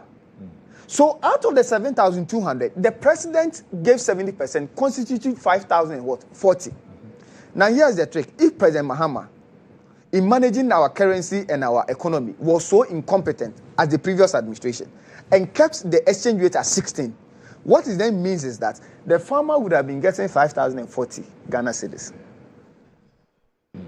You understand? The farmer would have been getting 5,040 in Ghana cedis.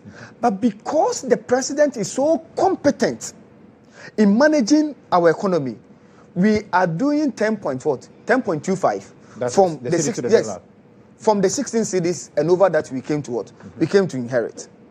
And that is how come we are seeing in cedi term 300 and what? 328. So what the MPP now are doing is that they are considering the 3,100 that they give as against the increment the farmers are experiencing, which is 128. And they are saying that you promise 70%, but you are giving the person a 44%. But they are being disingenuous and they are not being honest to the Ghanaian farmer to say that we calculate the 70% on the FOB, but we do not calculate the 70% on the previous what? On the previous price.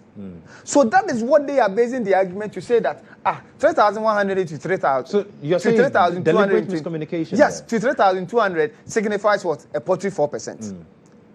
Let me even deal with a nominal increment of 128 cedis. Yes. Now let's go to the facts we have presented there. Okay. When you go to 2016, so 2016 when President Mahama was living, the FOB that he declared on the international market was 2,950. And in CD term, he gave 475 to the cocoa farmer. Do you know what happened in 2017-2018 when President Akufo-Addo and NPP came? The price had dropped from 2,950 to 2,080. It is not the doing of the Akufo-Addo government. It is not the doing. Because the prices on the international market plays a role. So it is not his doing. I am not faulting him at all. But do you know what has happened? What happened? As at the time, President Mahama had an exchange rate, the cedi to dollar being 3.95, isn't it? And under President Akufo-Addo, 4.4. 4.4. So we have had a depreciation of our currency. So if you have a depreciation, even though on the international market you have had a drop, you are not going to have a significant drop in revenue because of what? The depreciation of your cedi. So there will be some top up. Right. So when you come to the Ghana cedis, you could see that even though it has declined or decreased by $870, it was not so much significant in cedi terms, which was less than 2,000 cedis. Yeah. This formed the reason or basis for President Akufo-Addo 2 consecutive times not to increase the price of cocoa.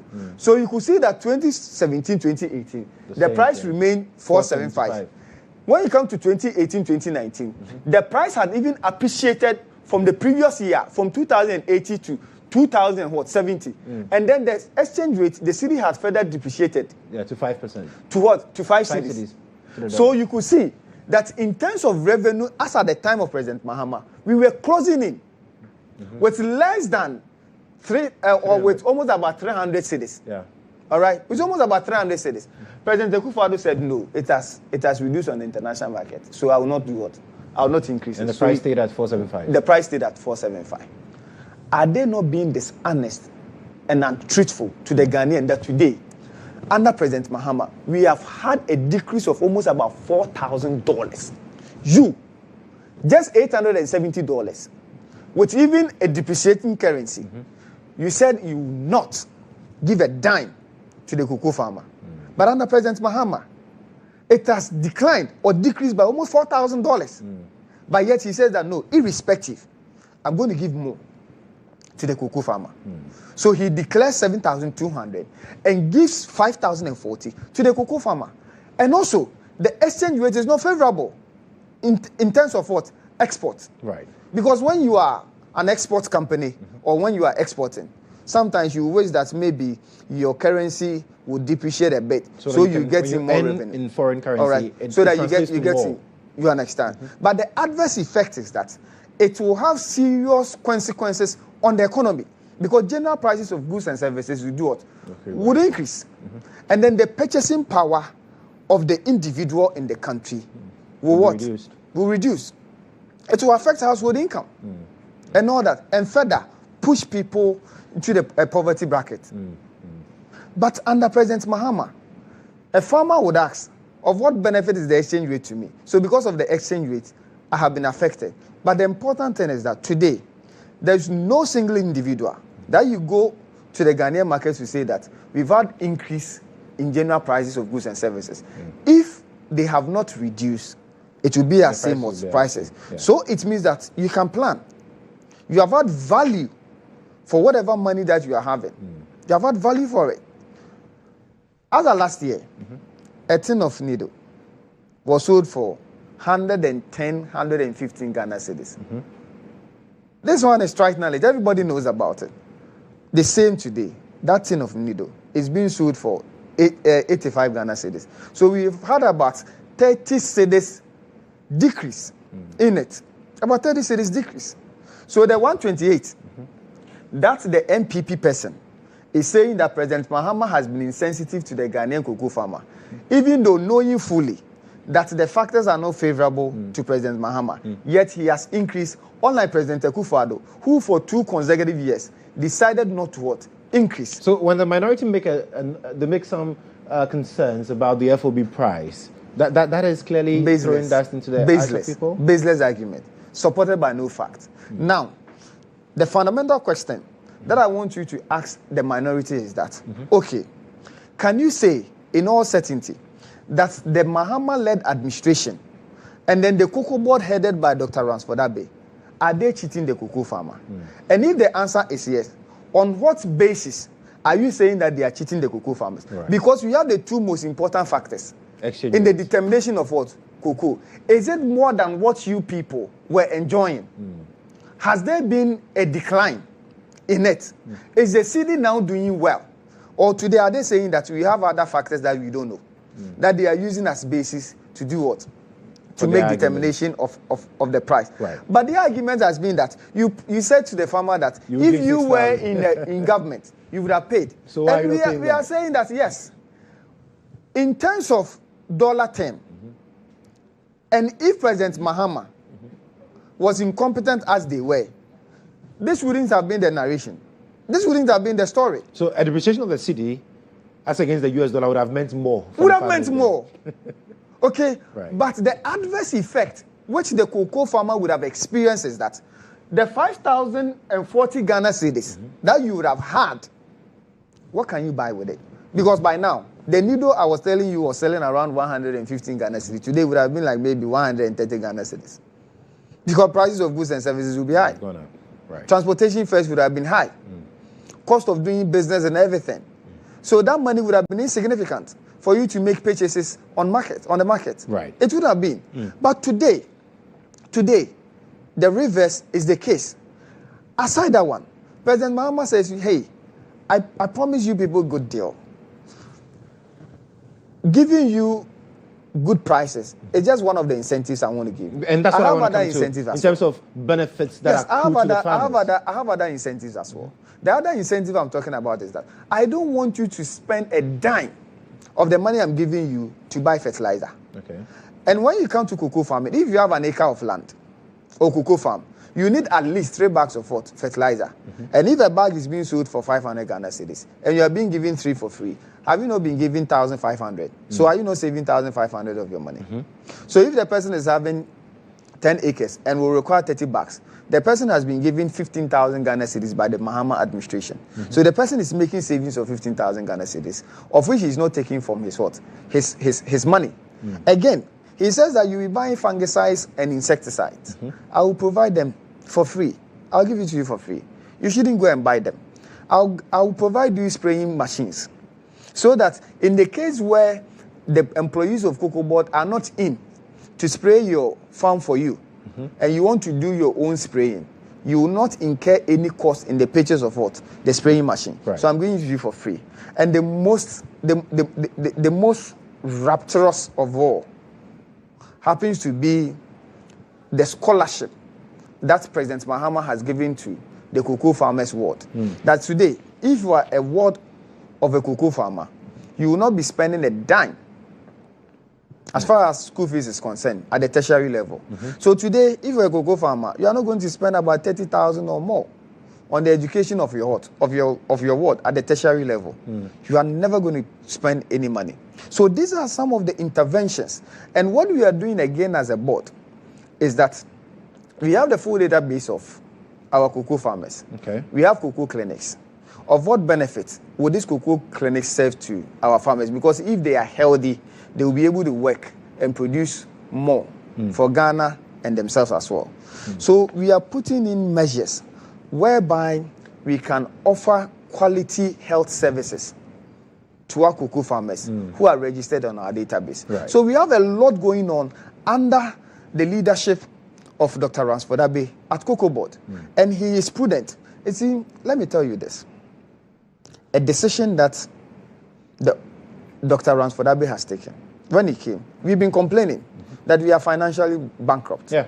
Cocoa Board is in debt. He doesn't have money. Yes, so Cocoa Board is indebted. Yeah. So what do you think we'll do? As a prudent manager, he has instituted certain measures. So today, Cocoa Board is free from being exposed to quasi-financial commitment, like cocoa root. We owed cocoa root to the tune of about 21.7 billion. There is now rationalization with the road ministry to reduce our exposure from 21.7 billion to just about a little over 6 billion. About 6 billion. So look at the savings that he's doing.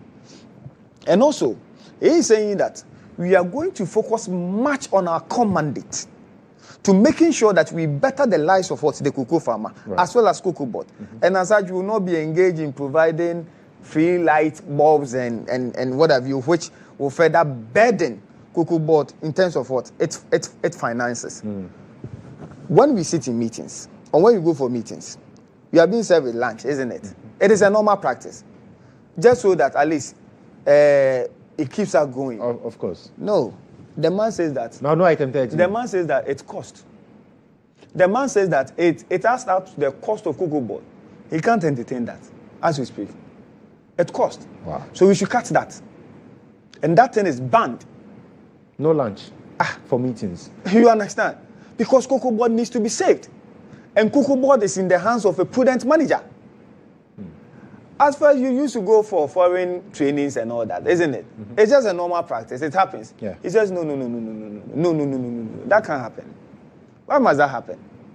Now, if somebody should travel, it should be a travel that inures to the benefit of the board as well as the cocoa farmer.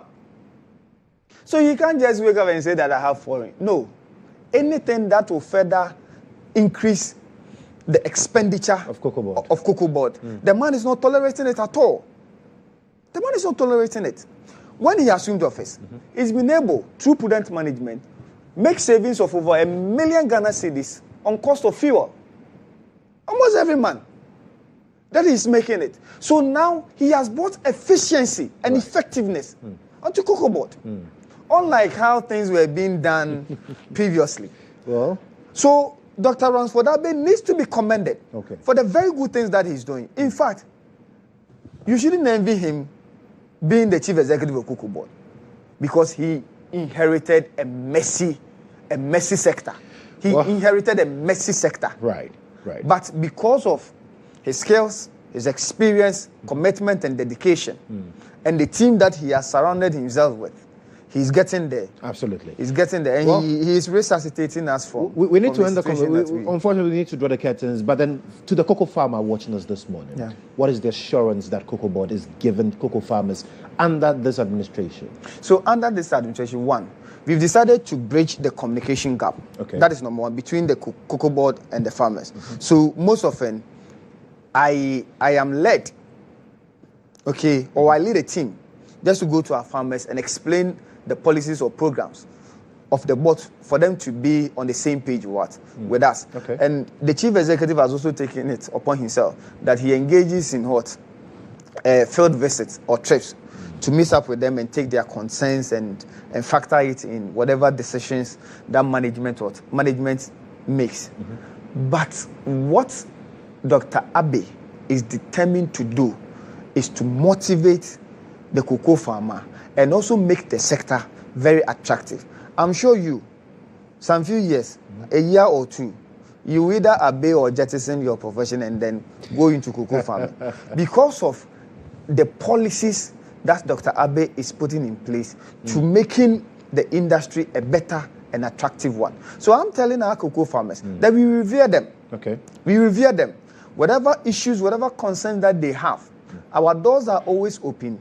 They walk in and then they express or articulate their views, which will be factored into whatever decision that the board makes. So they are one of us because they are the most important stakeholder. That is why getting this amount, you give 70% to the cocoa farmer, just to making sure that the cocoa farmer is well or better off as compared to where he is. So we are praying and we are monitoring the prices on the international market. And if, for instance, for instance, next year, God willing, we get opportunity like MPP did, 11,000 plus, or even 10,000. Oh, I'm telling you. I'm telling you. Farmers will be in a joyous position. Right. GHOne, thank you so much for coming. GHOne Sam is Head of Public Affairs for Cocoa Board, helping us appreciate where we stand with matters. I've seen some messages coming in on this particular development, but this all time will afford us. And GHOne, I'm sure that going forward we'll have further engagements as well, so that the people of Ghana can get to know exactly what you're doing in terms of the new management of Cocoa Board under the leadership of Dr. Randy. Sure, we will be bringing you people up to speed in respect of whatever that is going on at the board. Okay. Okay, so stick and stay with us. We've got more for you right after this break.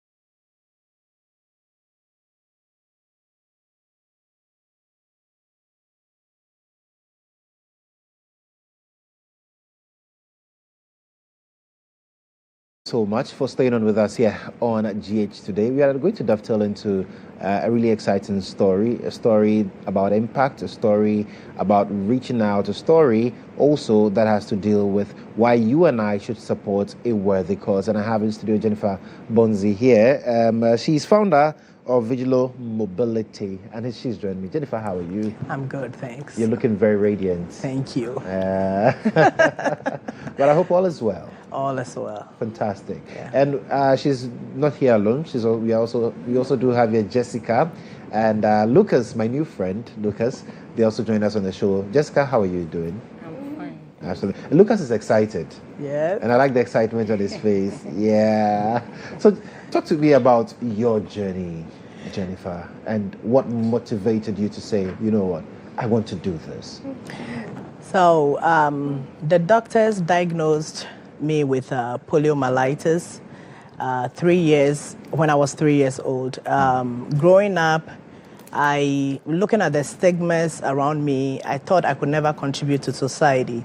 But within the 3 years of my diagnosis, advocates like Brother Tassasius and Reverend Sister Elizabeth from the Orthopedic Training Center in Serwaa came to Ghana when polio was at its peak, and then, founded the Orthopedic Training Center, where I got my, treatment. I was taught how to use crutches and calipers.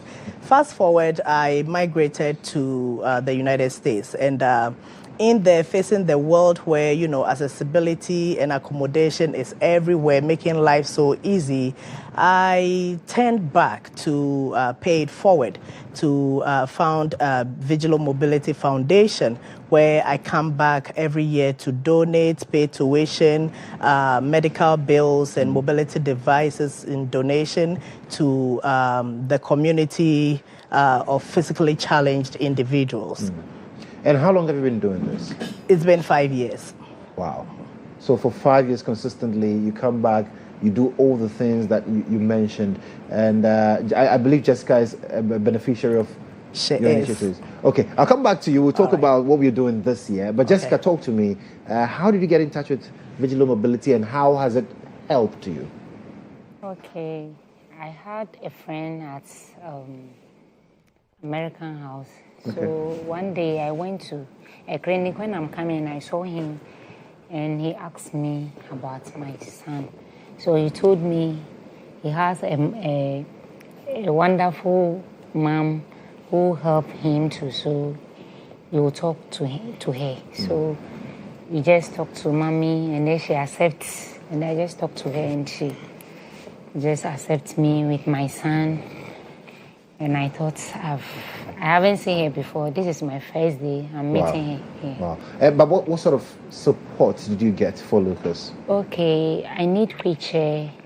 So she directs me to Nsawam for wheelchair, and then some of gaiters for his leg and the hand. So I think I have benefit from Vigil. So as a mother, what would you say is your experience with Lucas? It's not easy for me, but after getting this wheelchair, it helped me. Maybe if I'm going to church, I push him, or I'm going to some place, the wheelchair supports me. But if not, because of the wheelchair, I have to carry him at my back. Oh, and a full man, like Lucas? Yeah, and he's now 11 years to 12 years, so I have to be carrying him. So after the wheelchair, I thought I get a lot of support. So on your screens now, you can see some of the interventions that Vigil Mobility brings to the fore, helping with mobility for persons who have challenges with mobility. And it's inspired by her own story, because she also had some challenges as well, and that pushed her to say, you know what, especially in the US, accessibility is easy for people. People are able to move around regardless of the challenges they have. Why can't we have similar situations here in Ghana? Why can't we have a situation where, like my good friend Lucas, it will be easier for him to just move around even without the help of others and all. So talk to me about this year. You're back again. What are we looking at? So this year we had couple footprints. We had August 15th to the Orthopedic Training Center where we made a donation of $25,000, and then we took it to Tamale where we met a group of physically challenged entrepreneurs. We made a donation of $3,000 towards the building of an accessible resource center for them, and we gave them mobility devices. From there, we took it to Kumasi, where we made a donation to a physically challenged organization where they teach young youth how to bring out their skill sets with a vocation. And then we also have Komfo-Anokye Hospital, where we stopped to make a donation. They had stated the government has benefits in place where, they help out with mobility devices, but the process takes longer. So people come in there with no funds. So we are like, okay, we're going to step in and then help those people who are able to at least come and medically being checked and then, get those devices so at least they can move and be mobile. And I think we have an upcoming one to Vigil Leprosarium. That is coming up on the 25th. Unfortunately, we had to cancel the Cape Coast donation, but we will still send our mobility devices over. We canceled it not because we wanted to cancel it, but because the roads are bad. So, we did cancel it, and we are going to ship the mobility devices over to them. We also have one powerful one coming where, we want to sponsor Shatta Bando Foundation. He's a nice guy. He has a lot under his wings, and he's looking to set up a foundation for little people. So we're looking at that to help him as well. So talk to me, having experienced the system in the U.S. and looking at the lapses we have here as a country, over the years, we've not seen policy being shaped in that direction. And for you, I'm sure it must be disheartening for you. But what do you think we can do? Seriously, there is a lot we can do. We are improving, but there is a lot we can do. See, one thing we have to think, if I have to look into the cameras and talk to, policy makers, disability is not a trend, okay? And neither is inclusion something that is charity. It is justice, Let's lead with empathy. Let's make laws that are inclusive, because when we are all inclusive, we all win. You just give people freedom so they can perform at their best. It gives you freedom as well. You don't have to always babysit that person. That person can, showcase their skill set. And we are all free, and we are all happy people. So over the 5 years you've been doing this, I look at Lucas and I'm excited seeing him in his wheelchair and all of that. But what would be the highlights, or what would you say keeps you wanting to do more and more? If you look at Lucas's face and look at it, the smile. Very, very bright. Look at that satisfaction in his heart. Who would not want to put that smile on? And the next thing that keeps me going on this is Brother Tessasius and Reverend Sister Elizabeth. Brother Tessasius is from the Netherlands. He came here in the 70s.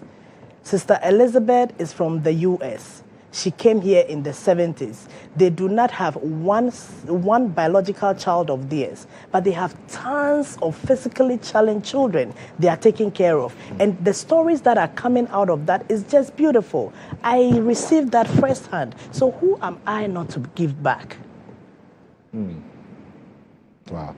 And for the millions who are watching and would be watching as well, how do they get to support this initiative? Because in as much as, yes, you're doing that with your partners and affecting lives, I'm sure we would want to do more. And so how do people get to also be a part of this wonderful initiative to support many Lucases out there? Okay. So I would first start off by vaccination. Everybody, please do vaccinate your children. And if there is any awareness, people like you, Your Highness, can, encourage people to sit on this seat and create that awareness there for vaccination. Let's do that. I would also talk about acceptance. Families who have children with a challenge, right? Please accept what it is and try to educate yourself on the diagnosis and see how you can help that child, come up successfully, right? And then I also talk about get education about the diagnosis so you can speak into it. When you see something wrong, speak up. Speak up. And if I have to end on that, I would say, let's stop calling them disabled. You can disable an app from a phone. And every word that have the word DIS in front of it, tell me what comes after that. It tells you it's not good, right? Disagree, discomfort. Let's call them physically challenged. It helps. Absolutely. And how do people get to follow you, the foundation, even on social media, get to know more about you, even companies that want to partner with you to be able to get more mobility devices out there? Okay, so then you can get us on vigilomobility.org. That is our website. We are on Instagram as vigilo_mobility_foundation. And then Facebook is Vigil Mobility. All right. So let me get your final words, Jessica. I remember the name because it's like, my daughter's name as well. But then what would be your word out there to parents whose children also have these challenges that you've had to deal with for 11 to 12 years? Okay, what I have for the parents out there is if you have a child like this, it's not that you have to leave him or her in the room and lock and go to where you like. They are human beings. They also want to go out with us. So if we send them outside, they were happy and they feel happy that they were also going out. So what I want to tell my friends out there that if you have a child, don't hide him or her. Just take him or her out wherever you are going so that people will know your situation. Because some people feel shy because of their child. But as for me, I don't feel shy. I go out with him everywhere I'm going. So what I have for them is that they are also part of us. Jessica, God bless you. Bless Amen. your heart. Jennifer, final words. Elder? I would like to thank Hot FM, the mannequin. They made this beautiful dress. My dress that I wanted to wear here was not fitting. I had to rush to them yesterday and they pulled this out. So thank you. Okay. And Campus Dental Studio, Delaware Vision Care, GHOne, Orthopedic Training Center, Queen Med, Abovo Chocolate. I would like to extend my gratitude to them. And my final words is going to be, let's be a nation that welcomes diversity and inclusion. It is a beautiful thing. You're not going to know until you try it. And once you get on that route, thank me later. We'll thank you later, shortly. So that's Jennifer Bonzi there. She's founder of Vigil Mobility, helping, making sure that we're supporting in our own way, putting smiles on the faces of children, adults with mobility issues. Thank you so much. And God bless you both for coming. Very beautiful initiative. I totally admire you guys. I admire you so much. All right, so this is still the show, GA Today. We'll be right back with our final interview. And remember, I would also be crossing over to the Health Ministry, where the Minister will be addressing the nation today on issues surrounding the Greater Accra Regional Hospital and all the fracas that happened. We'll be right back.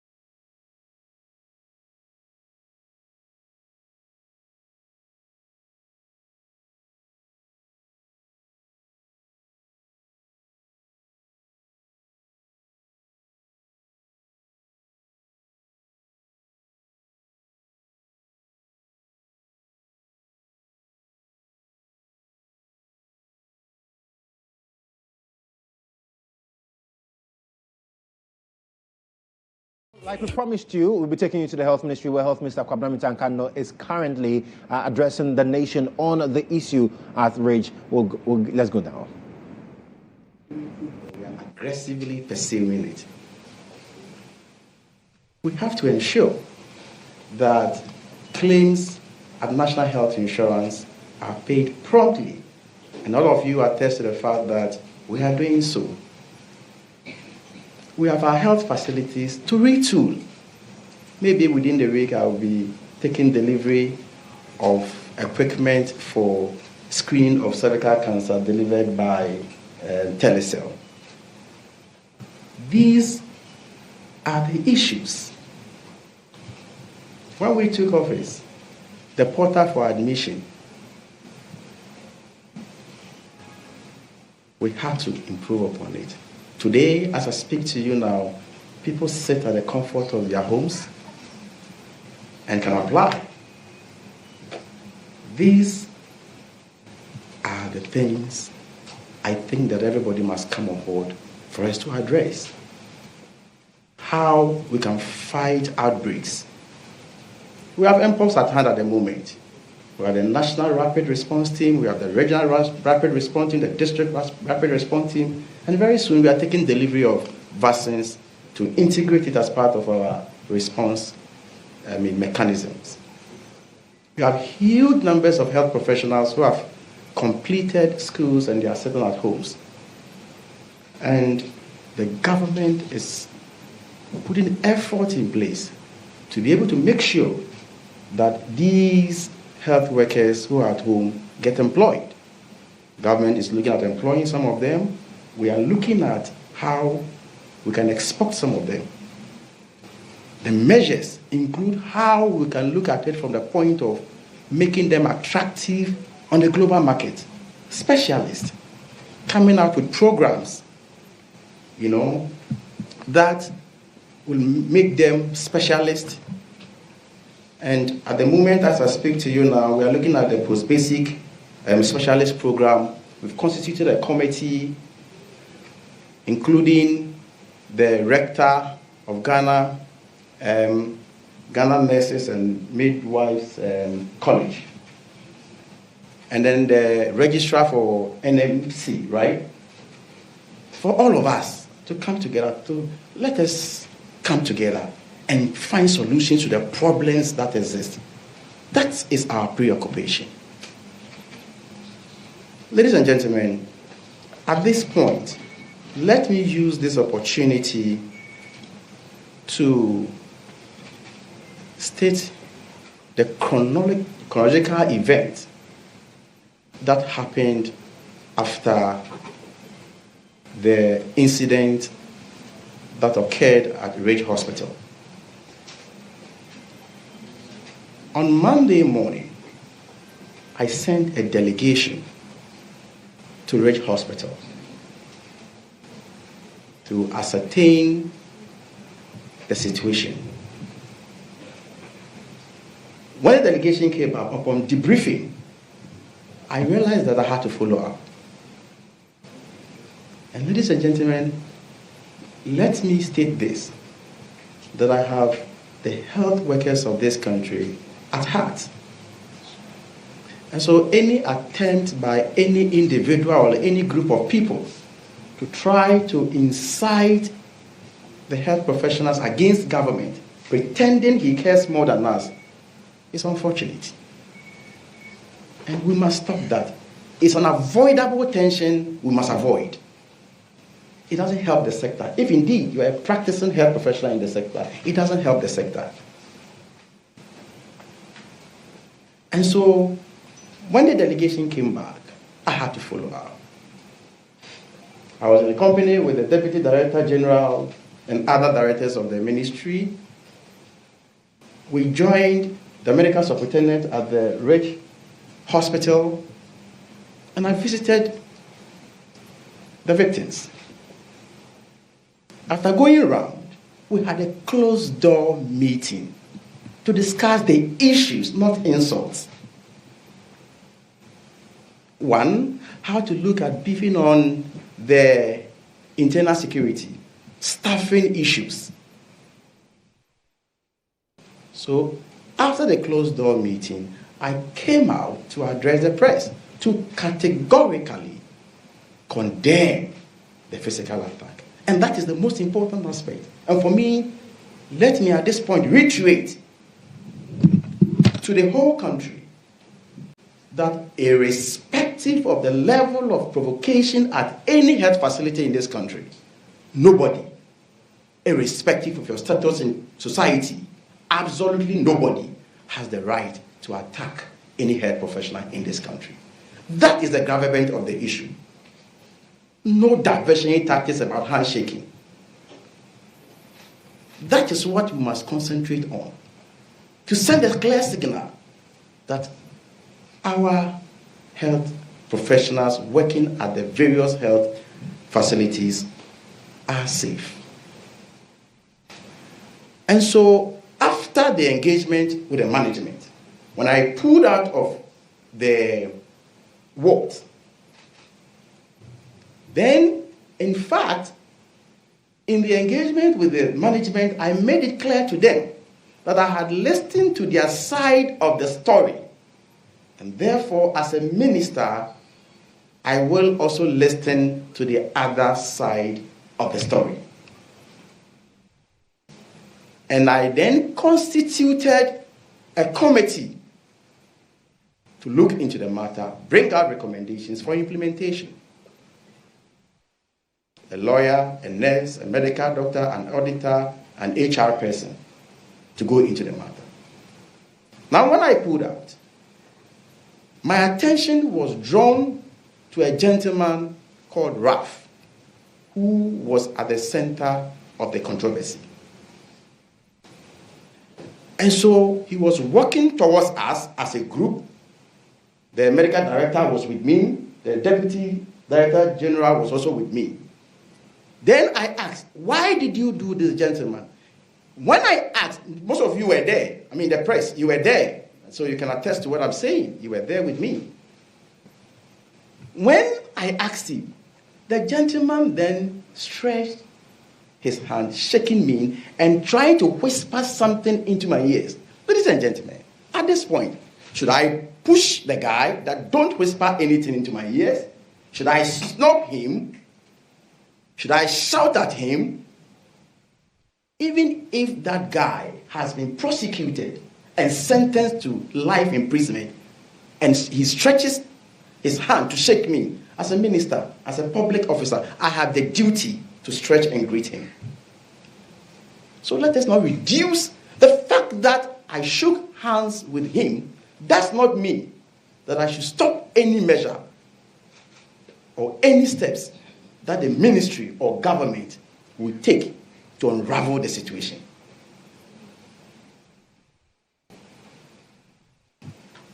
And so I understand, on a more lighter note, I have been reminded of the fact that I'm a farmer. Yes, nobody needs to remind me. I'm a proud farmer, and everybody knows it. Not until my appointment, I was one of the largest rice farmers in this country, and I'm proud of that. Please, we have a lot to deliver, and some of these things will not divert our attention. We will continue to do our best for Mother Ghana. I thank you for the opportunity.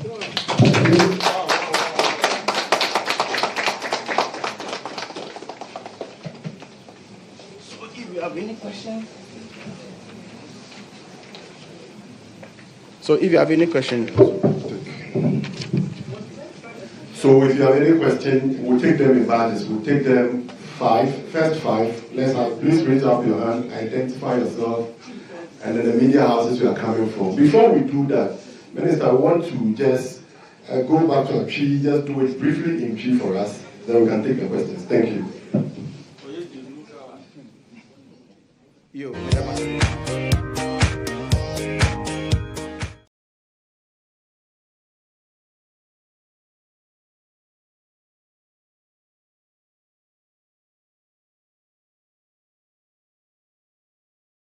You heard the Minister of Health, Mensah, addressing some concerns that have been raised, especially with his what people have termed his fraternizing with Ralph at Ridge Hospital when the incident happened on Monday. He's put some clarity to the matter there, and also he says that he questioned Ralph as to why he did what he did. Well, we'll come and talk about that more, but currently there's a Q&A session ongoing there. But let's come in studio. I've been joined by a bevy of ladies. Ladies who are representing the University of Education in Winneba. They are from the North Campus, and they say it's the best campus when it comes to UW. Ladies, welcome. Thank you. I hope you're doing well. Yes, please. So, face of North. Who is going to be the face of North? Have you decided who will face North? But talk to me exactly what this means to you. Let me start from you. Oh, please handle the mic. Oh, you have a microphone. Okay, talk to me. What does this pageant mean to you? It means a whole lot to Right. me because I'm not just ending it right after here. I'll continue to move it up, and it's really helping me as in building me, my confidence, my energy level. So I'm really excited. I like my confidence, my energy level. And the name is? Grace and Sandra Nanama, but my stage name is Nanama. Nanama, fantastic. Okay, so let me move to Dede. Dede, what does this mean to you? This pageantry means a lot to me. I think it's an opportunity for me to build my self-confidence and then get connections. All right, connections, pa. Maya, what influenced your decision to be a part of this? Okay, so thank you so much. I've always wanted to join Ghana's Most Beautiful. And then, I mean, before you get to that stage, you have to get a lot of experiences. Right. So I found this as an opportunity for me to build myself, my confidence level, my speaking. You all keep saying, why? Did your chaperone tell you say confidence level? For the fact that you'll be able to stand in front of people to Right. talk, it's a whole lot of things. Okay. Okay, let me come to Fancy. I mean, I fancy your name, by the way. Fancy, why are you in this competition as well? Okay, I really like modeling, yeah, and it's my passion and my dream to become a big model one day in future, yes. Okay, Cutie Silla, she said she named herself. Talk to me, why the face of North for UEW? Okay, I believe in beauty, and then I know you showing up out there for everybody to know you is the real thing. So I know we'll get there. So that's it. We'll see. Annie, how about you? Okay, I joined so that I'll get popularity and connection. But you can dance on TikTok and be popular. But I don't know how to dance. So. Okay. So this is it for you. Yeah. Right. Okay, Aram. Yes, please. So I decided to join the Face of North Campus in order to build upon my confidence level, network, and also learn new things. Okay. So what project will you be working on? I would embark on drug abuse and addiction. Oh, why that? I think it's the pressing issues that we are currently facing in the country. So I would like to embark on that project. Okay. And you? What's the project you're working on? Okay, I'll work on body positivity and mental health. Body positivity. Yes. No body shaming. No. Hey. All right, Kitty Silla, what's the project you are embarking on? All right, I'm back on determination, the key to success. Hey. Yeah. It sounds like some essay you have to write. Determination, key to success. Yes. Right. Why? Why that? Okay, I would like to encourage my young ladies, youth out there, especially the young ladies at 18, between 18 to 30 years. I want to let them know that they should be determined in whatever they want to do. Okay. And then they should never give up. They should always say, yes, I can. And then everything will be okay. Fancy, your own has to do with money, eh? One student, one checkup foundation. One student. One checkup foundation. That are beginning to sound like a certain government I know. I hope your own doesn't end up like that too. Okay. All right. Yes. Your project. Entrepreneurship. Okay. Yeah, fueling dreams through entrepreneurship. What do you do as an entrepreneur? Are you an entrepreneur yourself? Oh, yes. Hey, what do you sell? Clothes. Hey. That's for some people, yeah. Hey. Sorry, and all that. Your Excellency, I'm sorry. Yes, what about you? Your project? My project is about raising awareness about visual impairment. So I really want to help people who don't have sight. The world is already hard for you to not have sight, so I think they need help from us. I like that. Yes. So I'm also embarking on sanitation. Okay. Why? Throughout our daily life, we need sanitation in order for us to live a healthy life.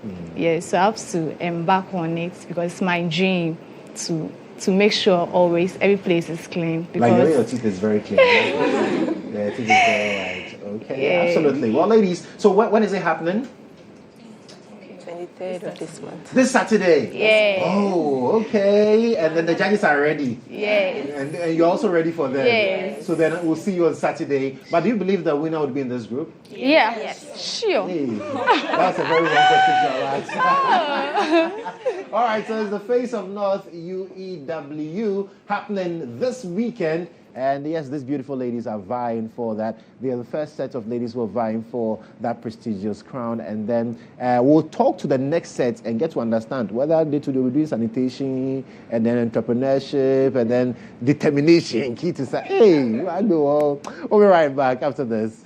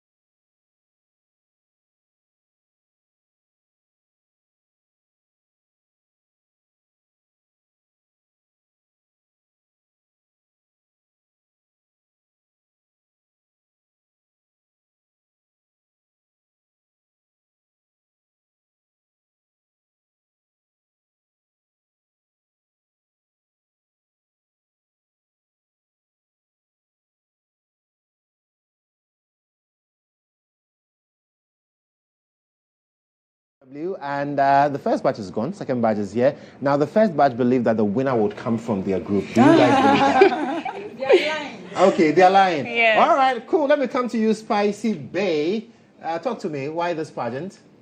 Yeah, I chose this pageantry because I want to learn how to model and build my confidence. Right. And what project will you be working on? Youth empowerment. Why youth empowerment? I believe that empowering the youth is the best way to create a better future for our society. Hey, and the name Spicy, anyway. Nweki, talk to me. Why this pageant? I'm using this platform to build up on my confidence and then probably using it to learn and then unlearn certain things. Absolutely. Yeah. And so what would you be learning and unlearning in terms of the project? All right, so there are certain things that human beings, as in general, we are not supposed to do. Okay. And then some things that we are supposed to be exposed to. Right. So I believe that this platform is going to expose me. And what will your project focus on? Okay, so I'm focusing on youth and women empowerment. Okay. With the reason being that, irrespective of whom you are, you have to have something to do. Yeah. Okay. You're listening to them on Saturday. Brenzel, talk to me. Okay. Why this pageant? I joined this pageantry to build my confidence level and also improve my public speaking. Okay. And what would your project focus on? Providing practical skills training for persons with disabilities on our campus. Aww. Let's give it an aww. All right, let's talk to Ife. Ife, talk to me. Why this Face of North? Personally, I felt like I needed a change. I need to step out of my comfort zone because you cannot achieve success while you're in your comfort zone. You have to struggle. Okay. Yeah, right. I mean. So you're challenging yourself. Yes, and what would your project focus on? Human rights empowerment. Hey, because, human rights. Yeah. Okay. Because personally, I believe that everyone deserves to live with respect, dignity, and there should be peace and justice for all. Peace and justice for all. I like that. Ryan, talk to me. Why this pageant? Because they're all tall. Okay, I'm not saying anything. Actually, I want to build connections with my people, my fellow AE contestants, the organizers. Are you a rapper? I'm a poet. You're a poet. Oh, okay, fantastic. Yeah. And so what would your project focus on? Okay, so my project is about sustainable fashion. You know, reducing our environment waste through sustainable fashion. Hey, yeah. That's a big one. I like it. The climate change nowadays, it is killing us all. Oh. So one way or the other, we have to. I like it. I said, yeah. I mean, why this pageant? Okay, first of all, I would say thank you for giving me this platform. And also, I chose this pageantry because I wanted to build my confidence. Yes, and also I love modeling. You love modeling. Yeah. I like your hair. The hair is modeling on it. But talk to me, what are you going to focus on in terms of a project? Okay, I would like to embark on helping rape survivors. Ah. Yeah. Wow, that's a heavy one. Helping rape survivors. So you've heard of the projects that they will be embarking on, and for all of those of you who are on campus and even outside campus, it's a good time to go back to campus on Saturday. But talk to me, how do people get to vote for you? Okay. The short code? To keep me in the competition, you dial *447 *714#, and my nominee code is NC18. Okay, yes. So go and follow them on social media. You see all their nominee codes, and then you choose your one that you need to give that a right to. But who's going to wear the crown? Who's going to drive the car? Question. I beg, when you get the car, give me a lift. All right. Thank you, ladies, for coming. Right. So, Face of North happening this weekend. UEW, it's an amazing one, and brilliant ideas from these young ones. But that's how we draw the curtains on the show today. I am Joshua Kodjo. So we're back same time tomorrow. But then let's cross over now to the health ministry. So it's a major issue that we are dealing with. So there are things we are discussing. I cannot put everything in the public domain at the moment. And at appropriate time, we may address you on medical negligence. It's a monster rearing its head that we must deal with appropriately. And we shall deal with that.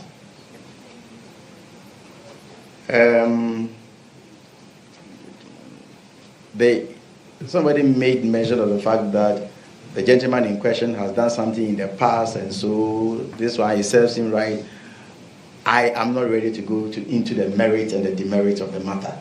There's a committee in place to look at that issue, so I don't want to go into the matter. I have called you here just to state the facts and what we have done, what we did, because I realized that a lot of people didn't understand the issues. In fact, people even thought that I was at the premises when the incident happened, and immediately after the incident, I went and shook hands with the gentleman. Gentlemen, you have done well for beating the nest. Can you imagine? Can you? If I think that way, the president, His Excellency John Dramani Mahama wouldn't have made me the minister for this sector. That would have been insane, right? With the greatest of respect, I didn't do that, and I will not do that. I have my health workers at heart. But the point must be made. I am a minister for the health workers, and I'm a minister for the good people of this country. whether or not to go and check where the nurse's arm has been dislocated or dysfunctional or whatever you call it, please, that one is part of the investigation and we'll leave it at that. Emergency system, yes, we have emergency systems in place, but we can only improve upon our emergency system, and it's part of the ongoing, retooling and some of the things we are doing to improve upon the health sector. And so we'll continue to do that. There is a lot, in fact, in the health sector, we have a lot to do. There's a lot. But I can assure you, I'm enjoying those challenges. And so together we'll work. So if anybody has good ideas, it doesn't mean because I'm the minister, I have all the wisdom and all the ideas in my head. Sometimes I see people's ideas and see if it is good for the country, we implement them. And so that is what I can say. As for your rice, one is 350 Ghana cedis. Thank you very much, Honorable Minister. Let's take last three. I think the Minister has dealt with the issues. Let's take last three and then we can say goodbye. My name is Majid Diallo. I report for the Ghana News Online. I would like to know, when you met the gentleman, you said something to your guest. Can you share with us, so that you can help us with our questions?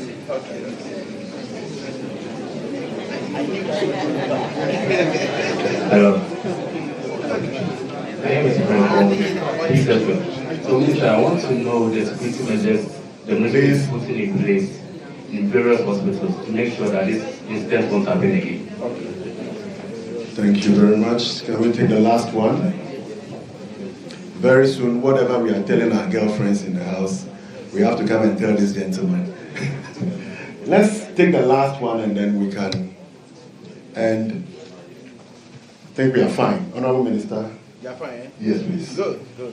Hey, my questions are signed. Mwampa. Anyway, so I thank you for the opportunity.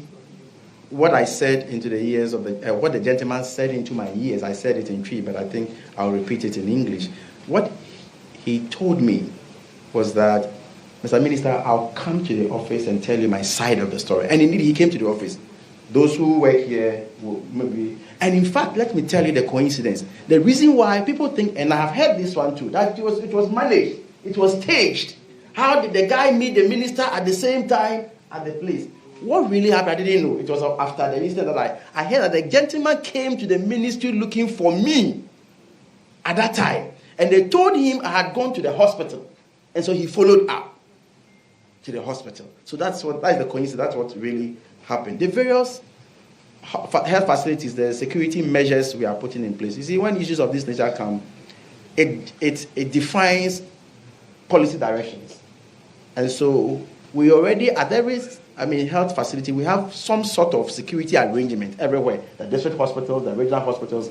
But this has given a cause for reviewing the various securities at the various health facilities. And so the Director General with my able CEOs will look at reviewing and then establish that connection between our health facilities and the police in the various districts or at the various destinations in the country, so that at any given point in time. My last words. One, I've made this point more than 5 times in my submission. One, nobody has the right to attack any health professional. Let's show sympathy towards them. Let's understand them. They work under in some cases, obscure conditions. And they're also human beings. So please, let us not make it normal, that it is normal to attack a health professional once he or she is not giving you the right attention. That's my first one. The last, let me humbly also appeal to the health professionals that the patients, the ordinary Ghanaian, they are our clients. So let's try to communicate with them at any given time, whatever is going on when they come to the health facilities. Let's communicate. They don't understand the work we do as health professionals. But I believe that when we begin to communicate with them, they will understand and appreciate what we go through. I thank you very much. I said within 1 week. You have a question? Last one. My thoughts. It's all right. So sorry. My name is Isaac. In relation to what the health minister said, he said there's a board investigation the issue. But yesterday we've seen a CCTV footage online circulating. How come that footage is circulating online? Thank you. So this one, the Honourable Minister won't answer. Just to say that the committee is also going to review all these footages. So don't worry, it's part of the committee's work. Thank you very much. On behalf of the Honourable Minister, I want to say very thanks to all of you for coming. Please, let's share this message. Let's state the points clearly out there. Let the people know what the measures the Minister has taken and his leadership in this matter. The director for the sector or the Ridge Hospital is also here with us. I just want you to know that he's here with us and I'm in constant touch with him. He gives me a minimum of 2 times. Yesterday, how many times did you do? 4 times. So yesterday, for example, we spoke 4 times trying to review and getting directions, and then the deputy director is also in touch with them, just for you to know. We want to say very big thanks to the Honourable Minister, Honourable Deputy Minister, Dr. Grace Ayesudankwa, the various directors from the ministry, the Chief Director, Mr. Desmond Wating. We have National Ministerial Council Registrar behind, we have MUFA, CEO behind. We have a lot of CEOs who are currently here supporting the minister. We want to say very big thanks to all of you for coming. May God bless us all.